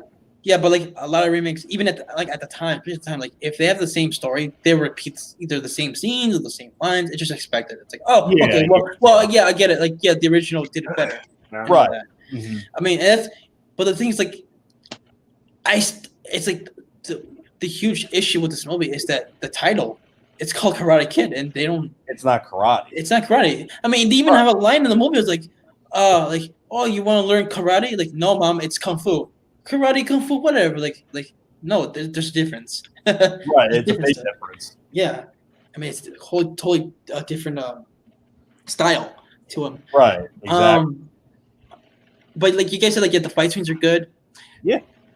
I don't know if this was a controversy, but it's like one of those things, like what people pointed out when this movie came out, like, oh, the fact that it was like much younger characters as the students, them fighting each other in like more violent way felt uncomfortable to some people. Like, I thought it made it interesting. it was definitely an interesting idea. Yeah, like the fact that they're younger, but they're still fighting each other. Like they're like a more modern way of fighting. Like, I thought that was kind of interesting. Yeah, I agree. I felt like maybe it's just me, but I felt the bullies. Maybe they should have. Maybe this would have hurt the film in the long run. But like maybe they should have added possibly like racial tension to it because it's a black kid in an Asian country, completely different culture. Mm-hmm. Maybe they could have added that, like, but they didn't go there. Like it would have made it a different movie. I would kind of see that nowadays. Yeah, sure, but I'm glad they didn't do that. I'm surprised they didn't do that because they could have done it if they wanted to, but like, and it would have made it different. It would have made it apart from the original movie. It wouldn't have been a very good family film, though. And this one was like, okay, they bully him because, of course, they just bully him. It wasn't even like it made less sense in this movie because it's like, okay, Johnny's like fighting Daniel because of Allie. This one is like, oh, hey, look, that kid is talking to that girl. We don't know either. Let's fight him. Well, they were close friends. Yes. Like that kid's parents and her parents were like close. So right. But like did they say they're bullying him because he's a poor kid or what? I don't know why. Like it's just like it didn't make. It wasn't really as interesting as the original compared. They probably didn't like him talking to her because he was an outsider. And he was sitting there showing off his dance moves, so they probably thought, well, I'm gonna, this kid ain't nothing. There's kids like that who just right, but I don't think it was executed as well as it could have been. And if you think about it too, like the group of bullies, like the lead kid is like the Johnny character, and then you even have the one kid in the group who's kind of the Bobby of the group. Right. Yeah, he's like he's had enough. Like he's like, back off a little bit, back off. And then the kid says to him, like, what did our teacher say? Like, no mercy. Mm-hmm. It's like, where have we heard that before? He's just a boy. But what a dumb movie. But like one thing that they did smart, I like the fact that they renamed the characters. This no mercy crap carries on across the world. Think about it. Yeah, like I like the fact that Jaden Smith is not playing Daniel. Jackie Chan's not playing Mr. Miyagi. They're playing different characters here. I do. That was smart for them to do. I do appreciate that. Yes, that was one thing. Yeah, because they knew already. Like, okay, like Mr. Miyagi's an iconic character. No one can replace Pat Morita even after death. Daniel. So it's like, okay, let's rename the character. Let's give him a different backstory. It's like you knew everybody from the original film was iconic. Miyagi, Daniel, Kreese. Yeah, the teachings are different. Right. I like that. I like the whole jacket off, pickup jacket. Like I like how like he knows that when he's fixing the sink. He's fixing the shower. Yeah, he's fixing that, and then he knows like, oh, his mother's yelling at him because he won't pick up the jacket. Okay, he uses that as discipline. Like I like that. To the story. Yeah, that's good. And I like it was his backstory was sad. Like okay, because of his anger, in a way, inadvertently, he got in a car crash and killed his wife and his child. That's different from Miyagi's backstory. But the thing is too, though, like everything. That's the problem, though. Like they changed the names. They changed the names of the characters, but they still had essentially the same situations and backstory. I mean, yeah.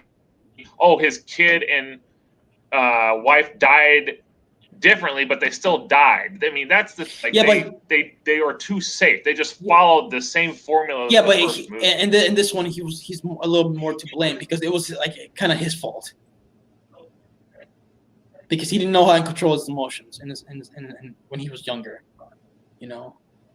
I mean that's different from Miyagi's backstory where Miyagi's wife died because of childbirth. Like it's not his fault. It's just like it's just like something bad that happened. Well, maybe he should have stayed away from those monks. Then it would have been fun. Who, Mr. Han or Mr. Miyagi? Everybody. Yeah. Oh, Julie said something here. All right, Julie, thank you for watching. Hey, Julie, we really appreciate thank you. Yeah, for watching the whole show. Yeah. Good to see you. the whole show. Yeah, we really appreciate you stopping by. I'll be sure to message you later. Yeah. Everything's all See you right. soon. Yeah.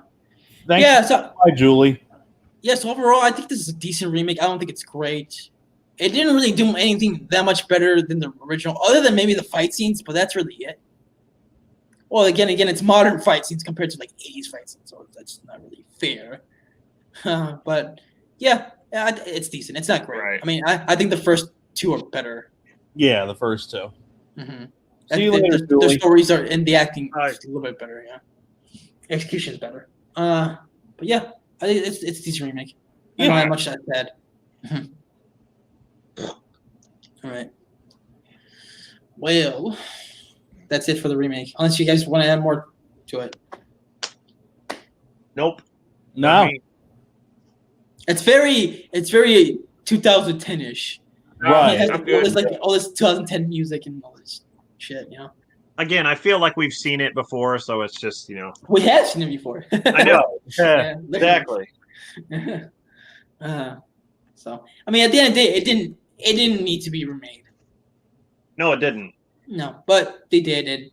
At least they did a good enough job. It wasn't like some other crappy remakes at the time. Yeah. So there's that. So yeah, rankings. Time for rankings. All right. All 5 movies. Get up. All right. Yep. So it's only 5 movies, so it shouldn't take too long. Okay, so who wants to go first for the ranking? Rob, you're going first. Are we doing worst to best or what? Yeah, we doing? worst to best. Worst to best. Worst to best? Okay. You already know mine. Mine is Next Yeah. Karate Kid. Yeah. It's all you guys. Yeah. That's the easy guess. Okay.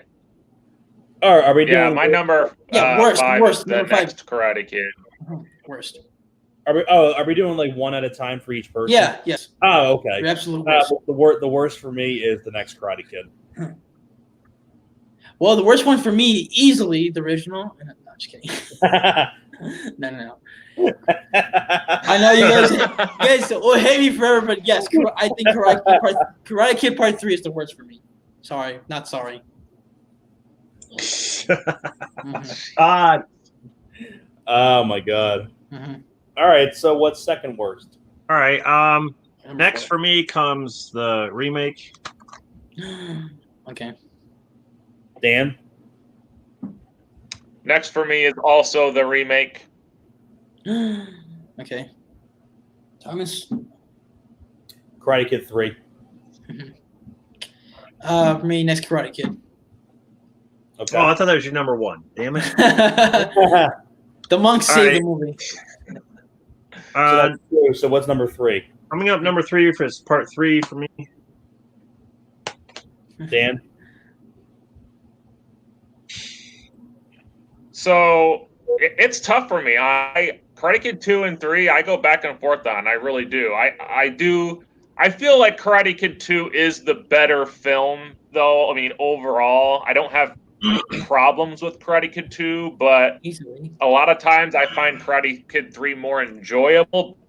If we're going to go, I guess, as far as, I don't know, I would say 3 is because it's not, would be my next one. So Karate Kid Part 3. Yeah. Okay. All right. Thomas? And the third for me is the remake. That's also my number 3, the remake. Number 2 is, of course, the second movie, part 2. Dan? Yep. Part 2. Okay. Number 2 for me is the original. Part Number 2. 2. Yeah, number 2 for me is also Part 2. Part 1, favorite. B-Bay. Okay. Part 2 is my favorite. Yeah, no question. Karate Kid Part 1 for me is the best of the series. The Karate Kid Part 2 is my favorite. Yeah. The original's the best for me. So that's our rankings. Yeah. To repeat ours. My worst to best. Part 3, Next Karate Kid, remake. Part 2, original. For me, Next Karate Kid 3, the remake, the original, Part 2. Mm-hmm.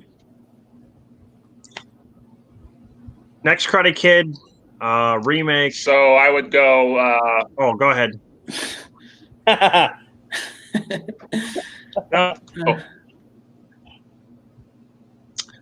I thought we were going backwards.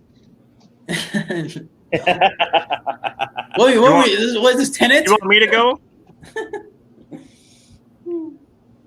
You want me to go? Yeah, go ahead. Go. Yeah, go. Next Karate Kid remake 3, 2, 1. You go ahead. You already did. You already did. You already did. Go, Dan, go.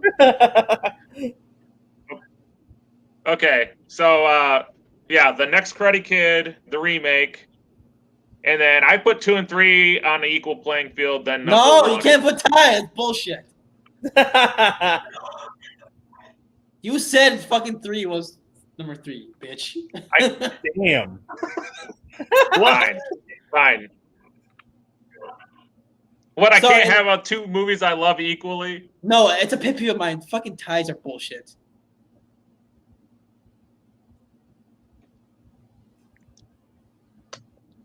Says the guy who 3, hates 2, Zack 1. Snyder. Oh! Shit. Boom! Boom! Boom! Boom! Yeah, a lot of people agree with me, so I don't care. Who agrees with you? People who don't Nobody. like Nobody. uh-huh. Well, People who didn't like Man of Steel and Batman vs Superman and Sucker Punch and whatever. Sucker Punch was. Yeah. Mm-hmm. But that's not even in the DCEU. He said it's just so much as Snyder though, in general. Oh yeah, that's the Karate Kid films. They're all garbage. Take one last look. They're going in the fire. Here we go. Mm-hmm. Yeah, fuck this movie. Don't waste your time buying them on By Blu-ray. the way, did you guys ever? I'm pretty sure you guys did. Did you guys ever see the Karate Kid ripoff Sidekicks with Chuck Norris and Jonathan? Yeah, it's an older one. Yeah. That's another one I Yes. saw as a kid. Yep. And then it also had Jonathan Brandis. Yeah. I don't even think Chuck Norris is in it that much. No, it's like basically like a glorified cameo. Yeah. Mm-hmm. So, All right. there's that. Yeah. Oh. Yeah, ready for Cobra Kai. Yeah. Oh. The return of part What did 3. you guys, People. movie theater Here's the that- thing though. I do like this is a backhanded compliment for part 3. I do like how that led up to the whole Daniel not trusting Cobra Kai at all in Cobra Kai show. Like that's okay. Something good at least came out of that fucking storyline. Yeah, something good. Unlike Next Karate Kid, where nothing. Well, we good. haven't got to that shit. And maybe in Cobra Kai season 4, the fucking Julie and the bird and the monks will come back and they'll help out Danielson. Who knows, man? I'm going to turn off Cobra Kai if they even have one monk or if they have a hawk. I am not going to watch it anymore. Well, they already have the character Hawk in the show. Well, that's a lot better than a stupid flying injured bird. Get the fuck out of here. Maybe he'll meet the real Hawk. Maybe He was meet the real Hawk. reincarnated. He was that hawk. Yeah. He was that Yeah, and Miyagi knew he would be healed. See, that was an Easter egg to part 4. You guys didn't even realize that. Fuck that. Fuck part. All right. Thanks everybody for watching. This is cool doing their daytime. Nobody's tired. We're still full. Yeah, I know. We're still ready to fight each other over a fucking Next Karate Kid. For that Flyers game tonight. And, like that's funny. Like wow. Like you guys thought our arguments for Batman vs Superman and Man of Steel was epic. No, nothing tops the Next Karate Kid arguments. For fuck's Or the sake. Karate Kid 3. Yeah. That was funny. All right. Hey, that's what makes it interesting. Yeah. Till next time. Adios. Adios. Tights!